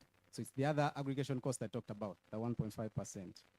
And that we take it on, and then we know our revenue and the percentage that goes to the company. And, oh yes, all right, okay. Yes, so the tenant with our app, which now it's internet-based, but we want to also get a USSD code to be able to tap in the market that is not online. But the person makes a payment comes to our account, and then at the end of the month or the day that we've agreed on the landlord, we wire that money, either through the bank or through mobile money to the landlord's account. Yeah. So what kind of license do you need to be deposit taking? Thank you very much. So we know that we need, yeah, we researched the licenses we need. We know that they are a bit expensive, but we know people have gotten them. The Bank of Uganda, PSP, and other licenses. So we know those licenses. We are in plans. If we raise funding, some of the money is going to be going into getting license. At the moment, we are leveraging on the aggregators that we are using to be able to collect because we don't afford that. And so we are leveraging on the aggregators who are already licensed. The aggregator that we're using is already licensed. So at the moment, that's what we're using, but we know that later, it's a must for us to get the license. Initially, we're going to get the lending license, like I said, which is cheap to get, but the expensive ones, as we raise funds or as we make money from revenues, we see a way to make sure that we are regulated very well. Okay, I'm going to have to cut you there. Thank you very much, Rent Beta. All right, you know you're in good shape when the VC and the former fintech startup and the principal ICT officer of UICT can't stop asking you questions about money. Okay, so down to our last one. Our last one, the grand finale, is Finabler. According to the Bank of Uganda, 7 out of 10 loans in Uganda are actually taken from FFF, friends, family, and fools. But what if it didn't have to be taken from FFFs? And what if it didn't have to be taken from Uganda? I give you Finabler. Thank you. Good morning, everybody. Sorry, good afternoon. Thank you for having me. My name is Yeyo Luke, and I'm the founder and CEO of Enabling Finance Limited. And I'm here to interest you in Finabler, our fintech platform.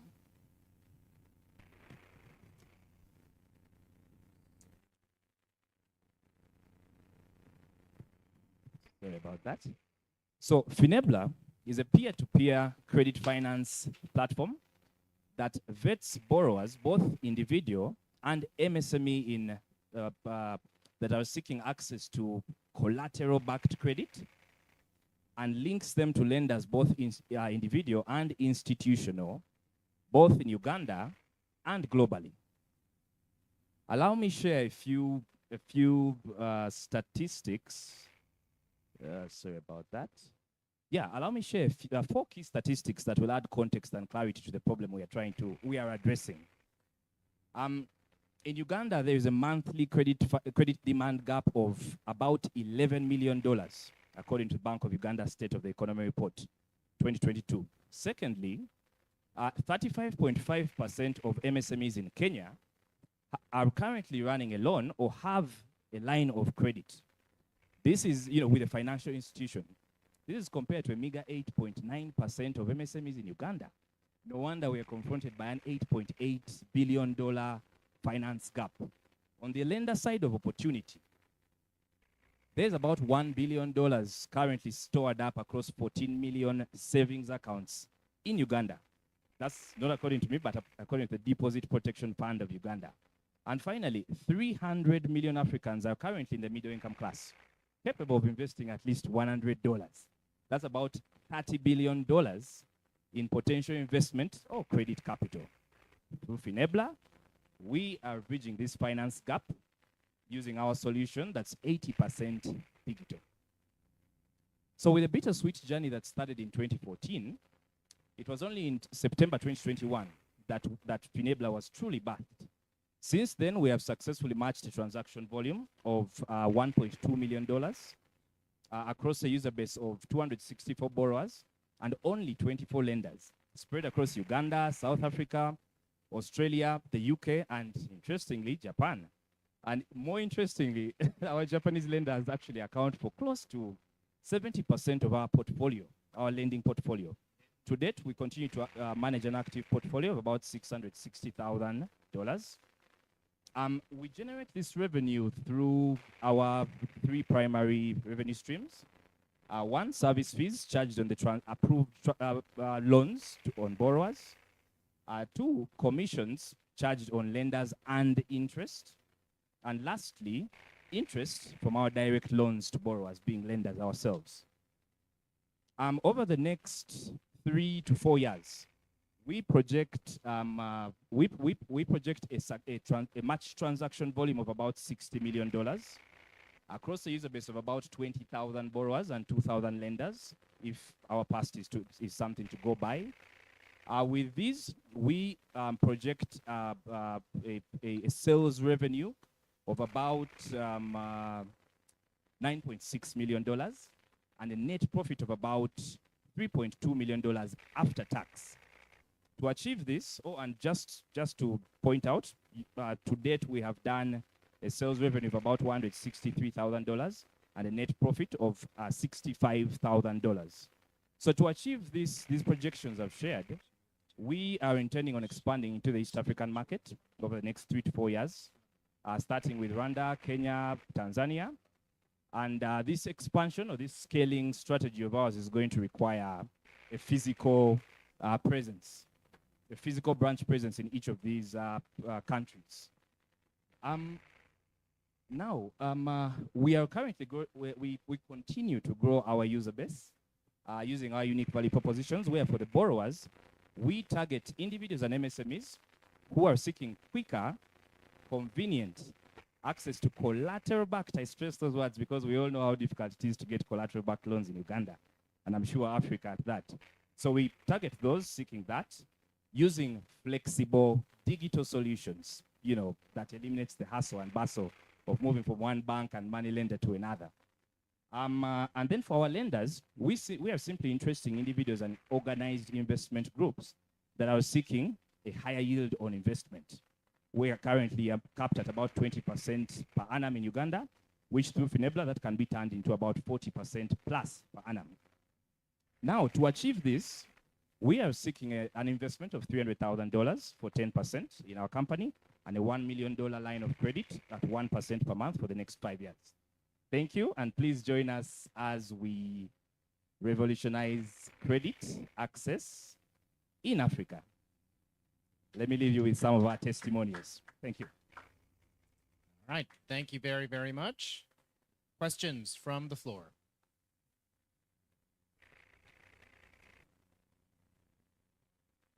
I see people blinking very quickly. They're still trying to digest how this works. If you could go to the last slide one more time, please. I think I saw something very important here.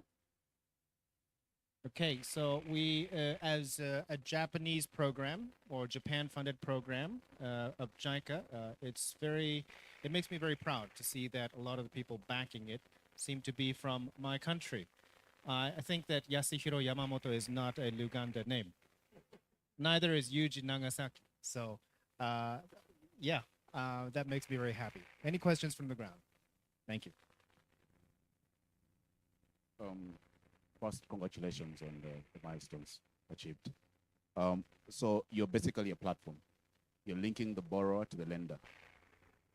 one of the biggest hurdles you're going to discover over time is we have not actually had so many fintechs establish themselves in different countries. And the reason because of our margins. Now, if you're just a platform, why do you need to set up physical offices in these countries? Yet all what you're doing is doing the connection. I think that would be a smarter approach. You have done it 3 years now. I think it will be a smarter way because your margins are small and even you can see your profitability. It will take longer for you to get there. But otherwise, well done. Thank you so much. Maybe to add context to that, so we are fast money lenders, licensed money lenders. So when I mentioned bittersweet journey from 2014 to date, that's been the money lending journey. So, and therefore, even in our platform, Finebla, we don't just say, hey, Mr. Shimizu-san, there's a borrower here, lend him and we are out of it. No, we actually manage the entire recovery process and repayment process. So as a lender, you're not going to ever have to call your borrower and say, hey, but this money of mine had some use for it. No, that's our job. We do the follow-ups. If it gets to recovery in the event of failure to pay, we do the disposal of the collateral. So we say it's our job to essentially get you back your money. So that is why we need, as long as that's the model we're going with, that is why we need a physical branch presence. Why? Because, so we accept 3 collateral categories. Electronics for the really smaller loans, the students and the like. Real estate, now let me say vehicles for the next phase of loans. And then real estate for the really large loans. So you find that there's a loan perfection process for some of these collaterals. Vehicles, we offer the option of either parking or we can attach a tracker and the comprehensive insurance. Real estate, we of course place a caveat on your title and all of that. It's going to be pretty difficult to do that in Nigeria when we are all the way here in Uganda. So, but also just so we're able to really protect our lenders' money and see where we are putting it, because we do go to the field to inspect and profile and evaluate these collaterals. But thank you for your advice. Hey, all along I was here. Yeah, thank you for your advice, sir.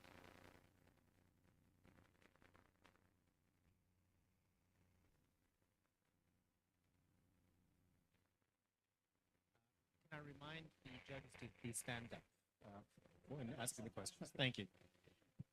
So what is the interest that your customers are paying, and what is the other side making, the lenders? Thanks for that. So the average lending rate on our platform for the past 2 years has been about 6% per month on reducing balance. Now I know that sounds high for many of us here, especially our colleagues from Japan, but let me add context. As I mentioned, we are licensed money lenders. And I think even our esteemed ministers and PSs here know the crazy rates money lenders in Uganda lend at. Such at 6% is actually one of the best, if not the best in town. But also I must add, Finebla allows the borrower, this is a special feature. Finebla allows the borrower at the comfort of his home to indicate what interest rate he is comfortable with. So you apply with the comfortable interest rate. Once we have vetted you and your collateral and activated your loan on our platform, the lenders who are signed up view if you're comfortable with the rate, take it on. If you're not, if you're feeling very sympathetic, you could reduce his rate and offer it to him at 2%. That's very okay. But essentially 6% is what the average, it's what the market, the world market, those lenders from the areas I mentioned seem to be generally comfortable with. Now, of that 6% to the lender, if you're a domestic lender, we take off 25% of your earned interest. If you're a foreign lender, we take off 30% of your net interest. Sorry, earned interest. The 6% is monthly or? So that's monthly, yes, on reducing balances. I know that sounds high to you now, but that is why I was explaining that this is compared to the 20-30% that's really going on among money lenders in Uganda. So we're actually really trying to revolutionize the money lending industry in Uganda, which I was happy when we saw the president also encouraging that money lenders should reduce their rates, because that's exactly what we're doing. Imagine a time when all 1,000 or 2,000 money lenders are on Finebla, lending at flexible interest rates ranging between 3 to 10% on the smaller loans. I think that's a time that, considering how invaluable capital is to acceleration of business, business ventures, but also personal ventures. I think if we can land that time, there will be quite a bit of economic development, real economic development in our country and continent, which is where our eyes are set. Yeah. Thank you. The interest rate had to get me up from my seat. So 6% per month, reducing balance, kind of translates to about 60% per annum. Okay, so I'm wondering, with someone who has collateral in terms of real estate, they have a building, so they can walk into a bank and get a facility, a loan facility at maybe 20%. What is your competitive advantage with a bank? Thank you for asking.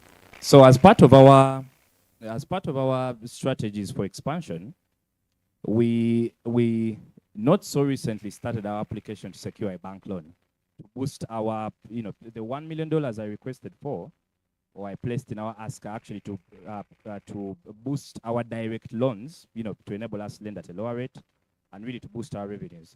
So as we are participating in programs such as the UJ Connect, we are of course not sleeping. We are out there trying to secure that bank loan to boost our direct lending portfolio.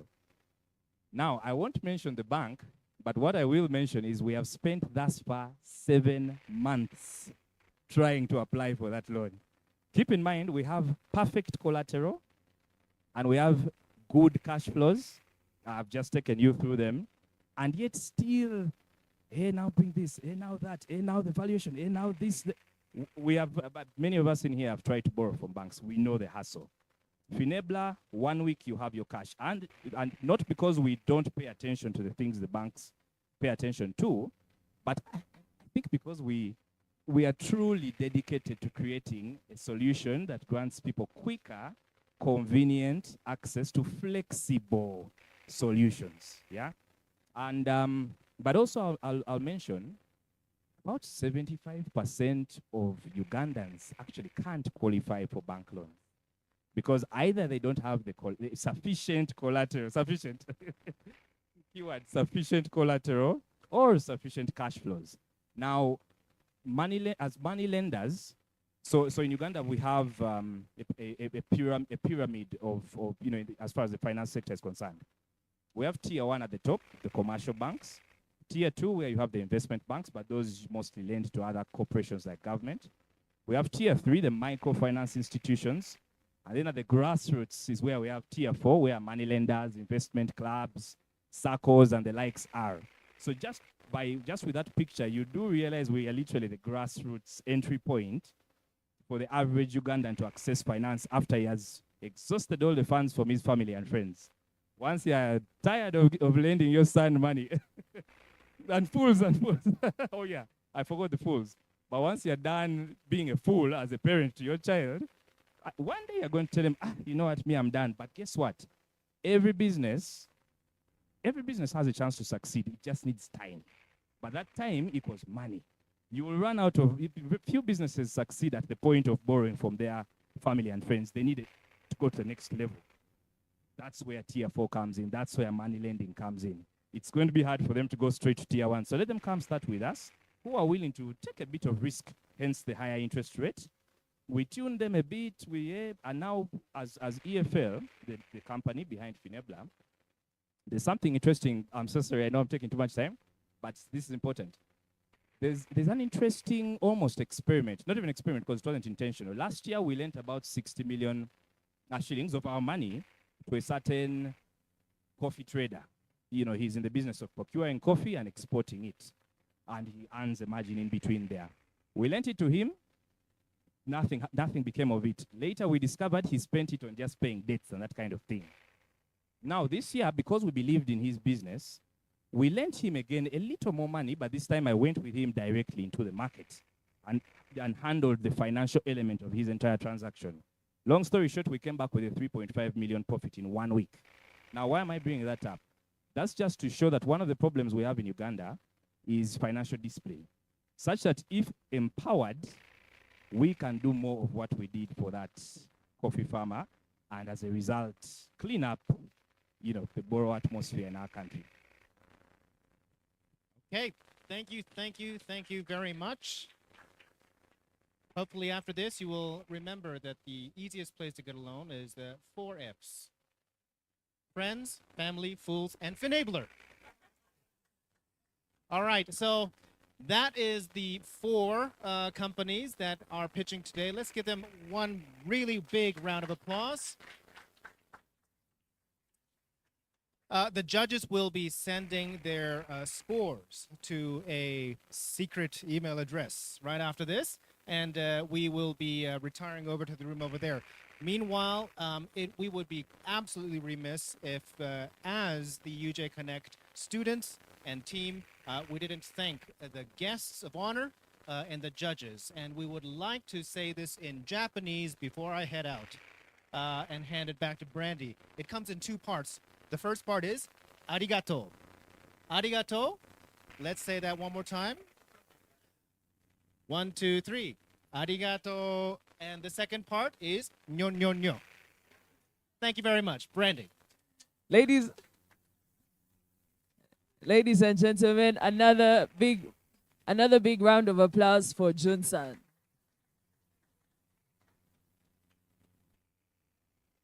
First and foremost, these pictures were so great. There was so much to learn. I can't wait to stop borrowing from fools and now getting from Finebla and paying my rent, using Rent Better. And we have some land in Kawale. I think I will really dive into that. And then for the fish, so much for SDGs, isn't it? So let's give them another round of applause. I want to invite our Undersecretary.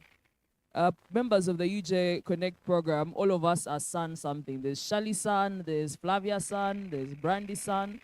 So our Undersecretary is Miss Sophia Nantongo, very amazing and cool and informed, and I cannot finish, but you're going to hear from her. So ladies and gentlemen, she's representing our permanent secretary who sends the greetings through her, which she will deliver.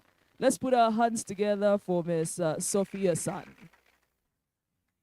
Sophia-san, yes. And don't forget to give our chief representative a Ugandan name.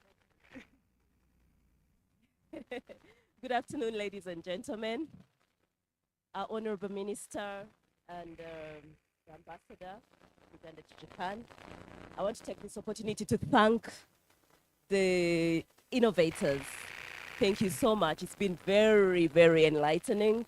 I've personally learned a lot, and I'm very impressed with all the pitches. And I wish you all the best. You're all winners.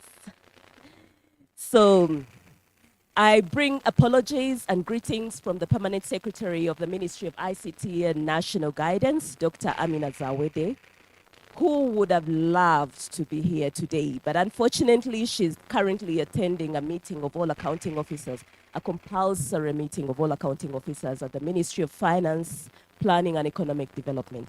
As you all know, we've only just a month into our new financial year, and therefore I'm sure the Permanent Secretary and Secretary to the Treasury has a lot of guidance to give the accounting officers as we begin the new financial year.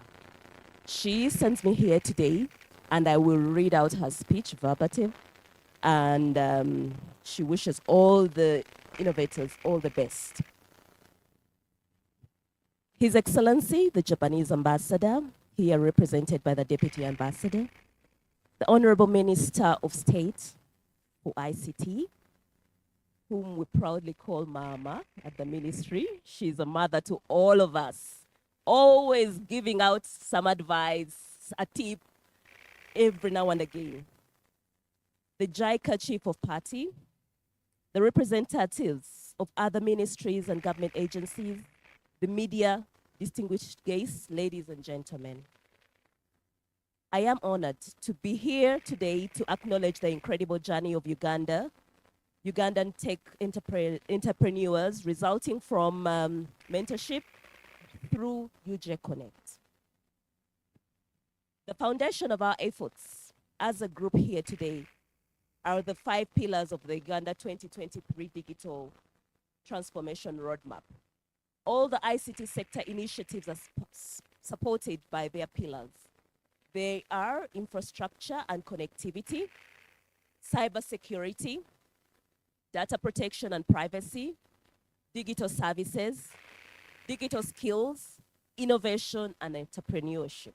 And we've seen all the 5 pillars of our digital transformation roadmap presented here today through your pitches.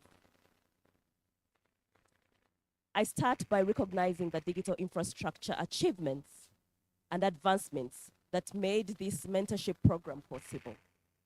These entrepreneurs have used cutting-edge technology and connectivity, which has created an ideal environment for their creative ideas to thrive.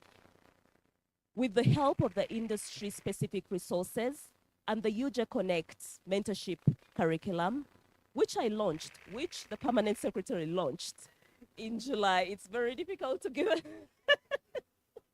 In July 2023, partners now have the tools they have and need to succeed. 15 entrepreneurs set off on this life-changing adventure between February and April 2024. As a startup, each of these ICT business owners employs up to 6 individuals, meaning that up to 100 workers in the ICT sector could potentially gain from the mentorship that the UJ Connect offers. 4 of the entrepreneurs have showcased this progress in their ideas today. And I look forward to the results. We shall witness today how the mentorship program has improved, and we have already witnessed this, how this program has improved our participants' digital skills. Their technical competence and business acumen have improved because of the assistance they received. It is important that the program is sustained to increase its impact. The project team will update the permanent secretary about the precise steps they have taken to ensure that there is sustainability of the program, even after the project. The program supports for companies that tackle issues, some of which face the public sector, reflects our efforts to advance an accountable and transparent government through the digital services. The pledge to support the 4 entrepreneurs with proof of concept work is an example of the commitment to develop useful solutions that advance society. Additionally, showcasing 2 of their products at the esteemed GTEx Dubai Technology event in October 2024 would emphasize the goal of ensuring that Uganda's technical advancements are globally competitive. Growth in the ICT private sector is the main goal of the mentorship program. Recognizing the distinct needs of startups at different stages, 2 further batches of this program will be mentored with a focus on firms in the growth stage. The special potential and problems of this crucial stage will be covered in this advanced curriculum. Finally, cybersecurity has been an area of focus on the program. The mentorship program has a strong emphasis on developing robust and secure digital solutions that guarantee the privacy and protection of the data included therein. The entrepreneurs have received hands-on training that covers the cybersecurity best practices, ensuring that their innovations are not only groundbreaking, but also reliable and safe. The UJ Connect Team Startup Mentorship Program, in summary, is more than just a training program. It is evidenced in the effectiveness of teamwork, creativity, and forward thinking in the pursuit of economic growth. We've witnessed all this in the presentations and the pitches today. While we honor our entrepreneurs' accomplishments today, we also anticipate a time when their innovations will propel Uganda's digital revolution So we wish you all the best at the Ministry of ICT. We appreciate you, and we will do our best to help and develop our ICT entrepreneurs as they guide us towards a more promising digital future. On behalf of the Permanent Secretary, I will say for God and my country, thank you.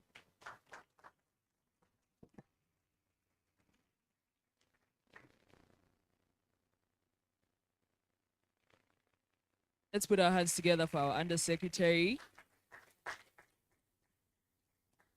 Now, Undersecretary, before you get comfortable in that chair, it is my absolute honor to invite you again as our Undersecretary for Permanent Secretary to invite our Minister to address us.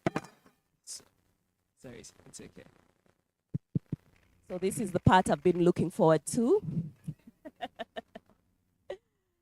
It is my honor to welcome today the Honorable Minister of ICT, Mama Owechitibwa Joyce Sebugwao, to address you here. Mama, you're most welcome.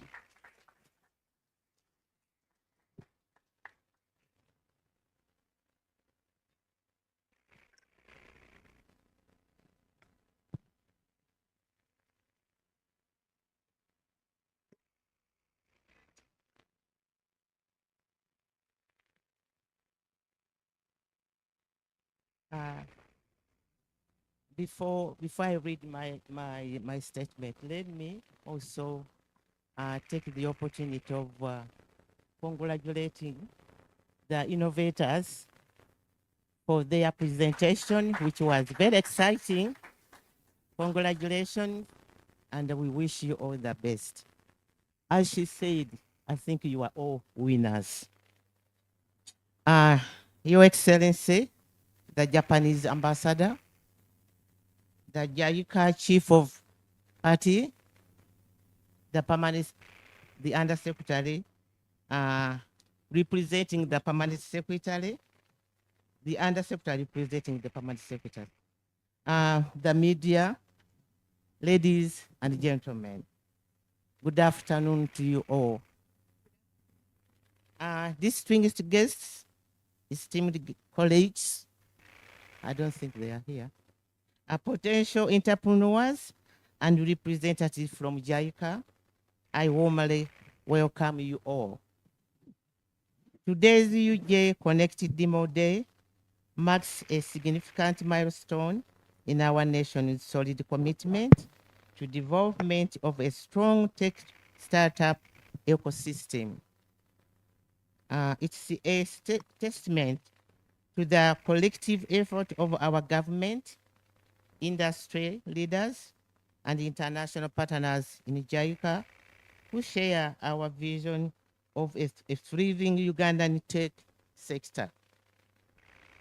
The UJ Connect Tech Startup Mentorship Program is a powerful example of the transformative potential fostered through collaborations. This initiative has served as a catalyst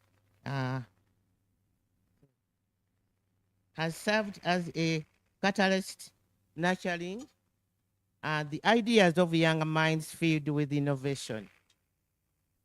The program's exceptional curriculum, coupled with the dedication of its mentors, has equipped these aspiring technopreneurs with the knowledge and skills necessary to navigate the intricacies and challenges of the startup landscape.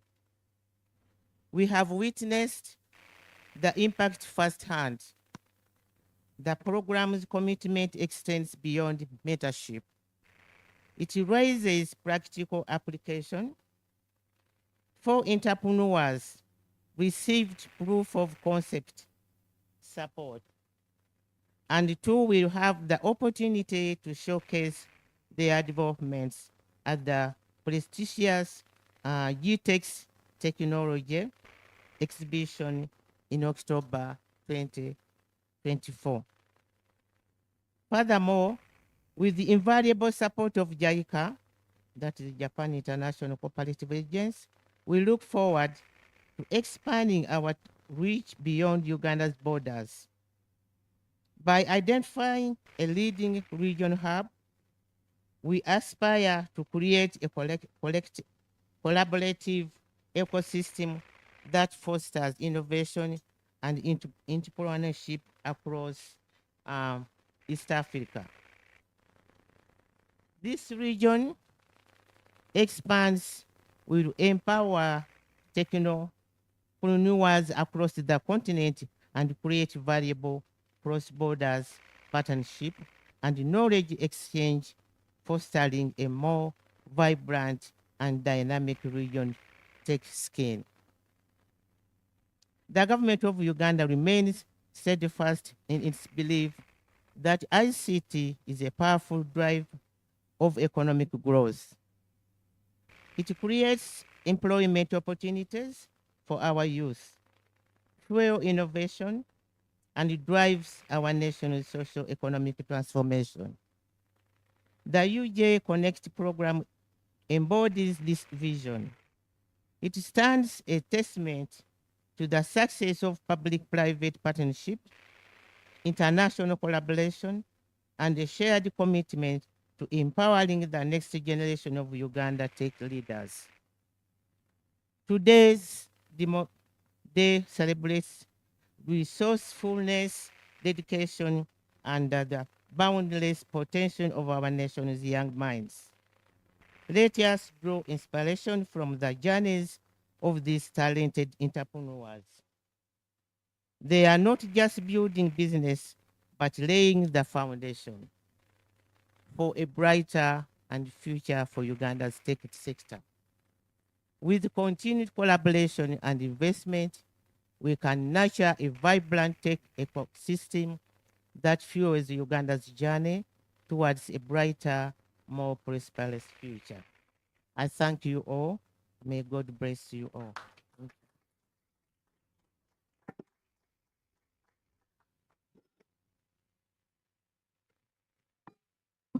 Thank you very much. Another round of applause for Honorable.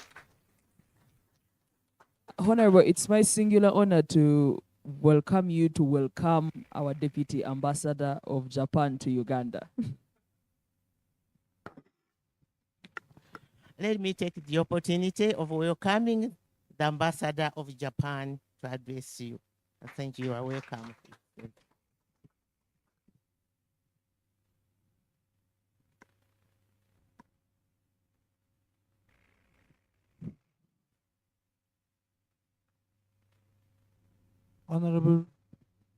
Honorable Minister of ICT, National and National Guidance, Permanent Secretary of Ministry of ICT and National Guidance, all protocols observed. Good afternoon, ladies and gentlemen. I'm happy to attend today's ICT Demo Day for Batch 1 of the ICT industry project today. The ICT industry in Uganda is a growing sector driven by the government and private companies, including domestic and foreign startups, as it contributes to the high value added of the industry through DX, the digital transformation promotion. In particular, the training of ICT engineers who are expected to play an active role beyond national borders is essence. The purpose of this event is to provide an opportunity for Ugandan ICT-related entrepreneurs to share their ideas and technology in solving social issues. Feedback from the startup pitches. Congratulations for the first prize winners. Others startups' presentations were also excellent. In 2025, Japan will host the Osaka Kansai World Exposition. The 2025 Osaka Kansai Expo will show the world how Japan is pioneering the future through science and technology and the power of innovation. Next month, Japan will host the Tokyo International Conference of African Development, TICAD, TICAD, TICAD, nine-ministerial meeting. Your foreign minister, Honorable Odongo, is going to participate the meeting. The ministerial meeting has some topics that are going to be discussed: realizing sustainable future, promoting trade and investment, and ensuring human dignity and security. And next year, 2025, in summer, Japan will also host TICAD 9 summit meeting for the head of African countries. We will signify the future of Africa during TICAD 9 together with the heads of African countries, including Uganda, of course.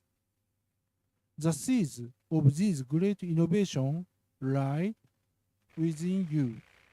Hence, I must repeat myself that I am really looking forward to seeing more engagement with your ideas in society to build a better future. Thank you very much.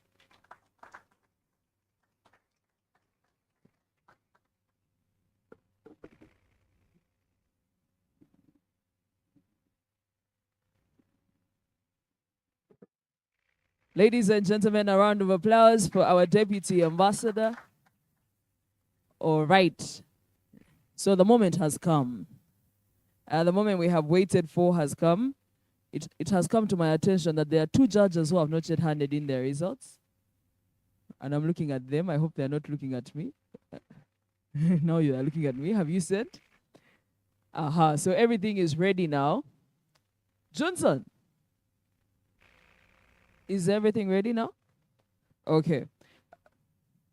We're using systems here. That's why you're not seeing papers moving around. We are at the Ministry of ICT. Are we ready? Okay. Is it Amos? All right. We are going to be receiving the total. What do they call counting of totals? The addition of the results is going to be ongoing. Yeah, the tallying. It keeps going. It gets better. All right. As we wait for the results, I would like to, apart from the people who have presented and the people who have given speeches, do you have like feedback on what have you picked from Demo Day? I'll start with you, Haja. Yes. Well, I guess just congrats on the pitches. Very, very impressive. I was literally just getting ready to distribute my cards to all the pitchers. I'm Hadja. I'm from the American Embassy representing my ambassador. And it's amazing just seeing all the work that's being done. So congrats. I really, really do look forward to seeing how they materialize. And please reach out to us. Again, I'm going to share my contacts, but please reach out. We would love to support some of those projects and presentations. So congrats. Yeah. Thanks for the invite. They say your network is your net worth. Do you have any feedback? Okay. Hello, everyone. Good afternoon. My name is Douglas. I would like to thank the organizers for this. It has really been a very beautiful event. We've learned a lot. Part of one of the companies actually that is presenting. I'm part of Finebla. Yeah, thanks to everyone that has presented the ideas were really great. I'm a big fan of agriculture, so the people in agricultural spaces, thank you for finding ways to, innovate those spaces. And yeah, we look forward to, developing and reaching the markets. So thank you very much. And thanks to the organizers for this. We hope to see more of these. Yes. All right, we'll start with this very fine gentleman next to me. Please introduce yourself and tell us what you think of the event. Thank you. My name is Wisho Michael. I lead corporate services at the Innovation Village. I'm excited about being here and seeing the progress JICA is making in our ecosystem. We appreciate that cooperation. We hosted the first Ninja Accelerator at the village, and we're happy to see that there's more that's happening. For me, what's happened today here is testament to the fact that the ecosystem is growing and there's confidence in our market. And we pray that our partners can continue with their steadfast support to see that the entrepreneurs see their ideas come to life. Like I said in the last boot camp we had, the mock day, your ideas are valid, and very soon you'll see them flying. And what you've done today is testament to your resilience, and I very much hope that that will be rewarded in the coming days. At the Innovation Village, we are proud of what the ecosystem has become, and we look forward to partner with all of us here in the room so that we grow our country as a destination for tech development and growth within the continent. Thank you very much. All right, all right, all right. As you can see, we are all on the same page. I've been told to announce the results, but me, I don't want to put myself in such a controversy. So the people who made these results should come and tell these results. So ladies and gentlemen, let's put our hands together for Mr. Amos Mpungu to come and tell us who is getting $2,000, $5,000, and who's going to Dubai.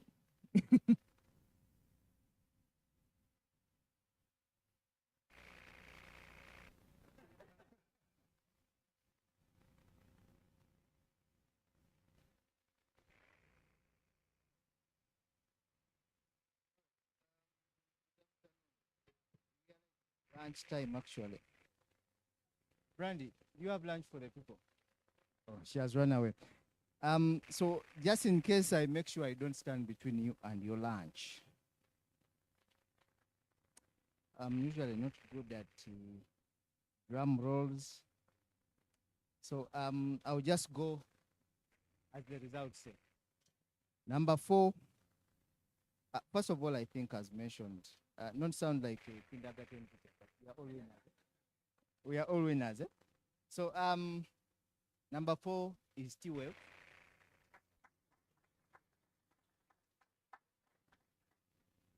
Number 3 is Rent Better.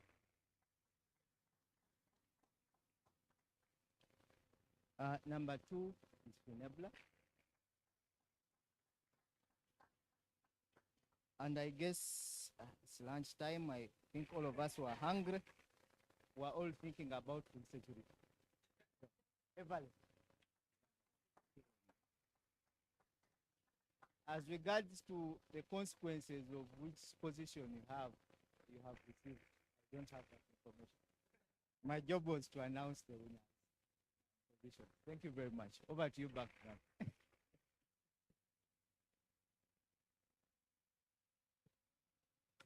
Ladies and gentlemen, I would like to let you know that before Amos joined Ministry of ICT, he was at the Ministry of Agriculture. You can use that information as you please. But congratulations. Yes. So agriculture is our backbone, and a big round of applause for our winners today, all of you. To show that these results were not rigged, the checks are being written now, because we have just found out the winners now. And may I please receive the checks? And may someone move this table, please?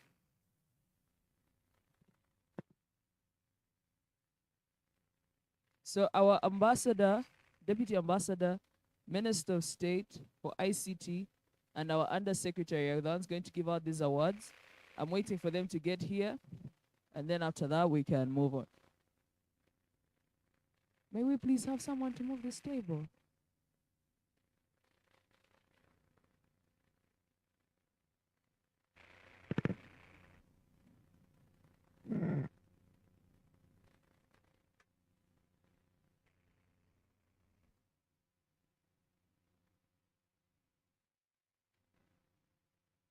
But DJ, don't we have like background music, you know? Oh yes, oh yes. We are live streaming and we have some IP people in the building. If we play music that is not ours, our event may not be ours. So in the space of innovators, people innovate some music for the tech space, you know. Our checks ready?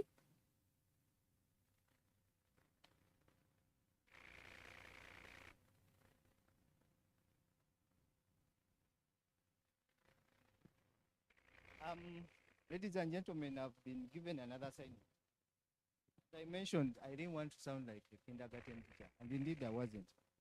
So we are all winners.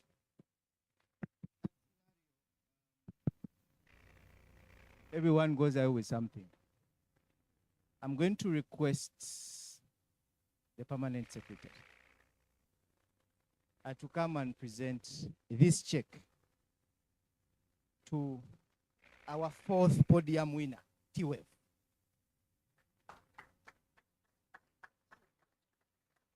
Please come.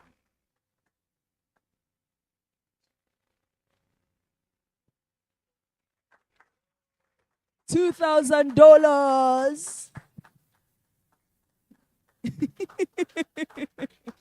Ladies and gentlemen, the money is going to the bank, so do not rob them along the way. Congratulations very much. Yes. For our next prize, I shall request the JICA representative to come and present this prize to Rent Better. Congratulations. Yes. 3,000 US dollars. Yeah. I'm still quite sure a number of us can access this through Rent Better. Congratulations once again. Thank you.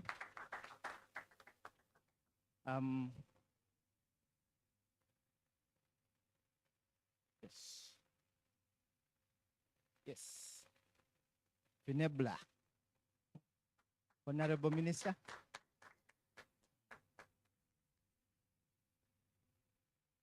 And just as a reminder, our Honorable Minister is also youth.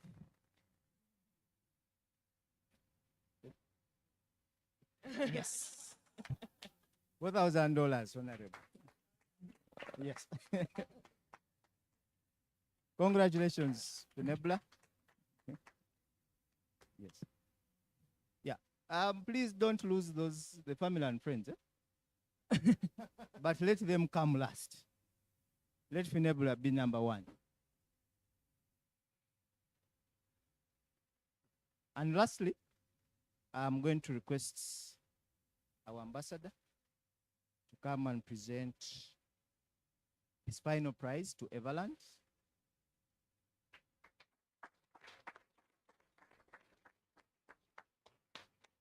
Congratulations, Everland. Our grand prize is $5,000. A round of applause. So am I the one taking the trip to Dubai? As I said, the rewards and sanctions are not my responsibility. Okay. Ladies and gentlemen, those are our winners today. I would kindly request them to come here so that we see them. May we know them. May we name them. Please come with your checks. And then after that, we're going to take a group photo. So let's first take this picture.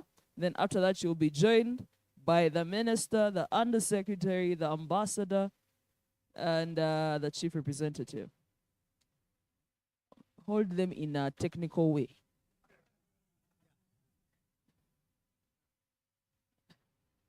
You can hold them so that you don't cover each other, just straight. Portrait. Is the picture big or is it now? Or should they hold them horizontal, vertical? Yes, like that. It is like that. Or the other way around, like that, yeah.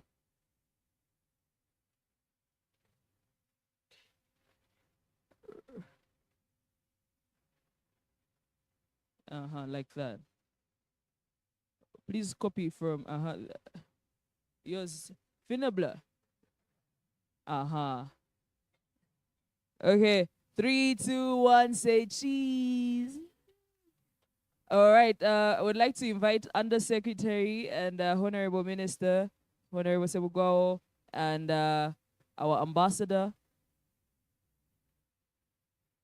and our chief representative. Winners, organize yourselves and give your sponsors some room, squeeze in. Some of the way come down there. Okay. Who?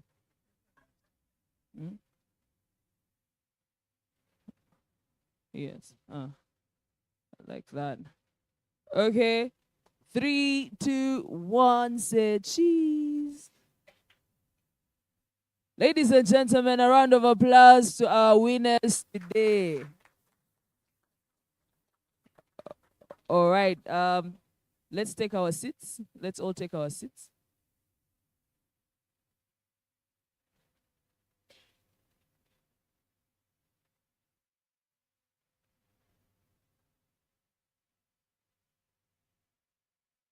Okay. So, ladies and gentlemen, the top two, who are Everland and Finebla, will be going to Dubai for GITEX in October 2024.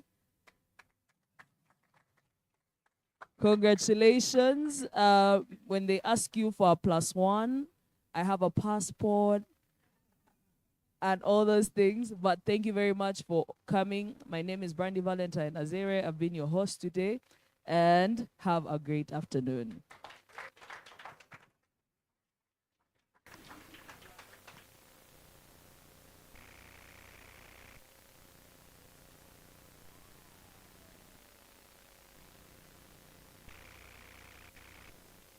All right, let us go and take a group picture at the front so that all of us are part of this picture. At the front of the hub, let us go and take a group picture. Thank you.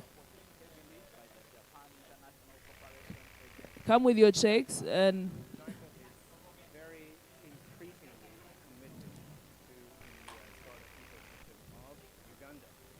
Back in 2020 and 2021, we ran a program called the Ninja Program, Next Innovation with Japan. And that was extremely popular amongst JICA back in Japan. And so they said, hey, we're going to do more. Earlier this year, we started this program called UJ Connect. To the judges, these are the 18 Lasses Mohicans, as they call it, out of 300 applicants. Hopefully what we're going to see today is literally the cream of the crop. My name is Yaya Luke. I am the CEO and founder of Enabling Finance Limited, a credit finance company, and I'm here to interest you in Enabler. My name is Simon Sache, and I'm the founder of MyUG, a tourism app, community-based and focusing on Uganda. Yeah, present to you Rent Better, where we're making renting a stress-free experience. My name is Brian Tuheyo, and I'm the founder and CEO. In 2015, I started a construction company called Keep Builders, which is still running up to now. Emmanuel here from Everland Agritech Limited. We focus so much on smallholder farmers. These are farmers who are potentially practicing hand-to-mouth farming. They farm and they eat. We support them with seeds as loans. Seru Koma Ibrahim,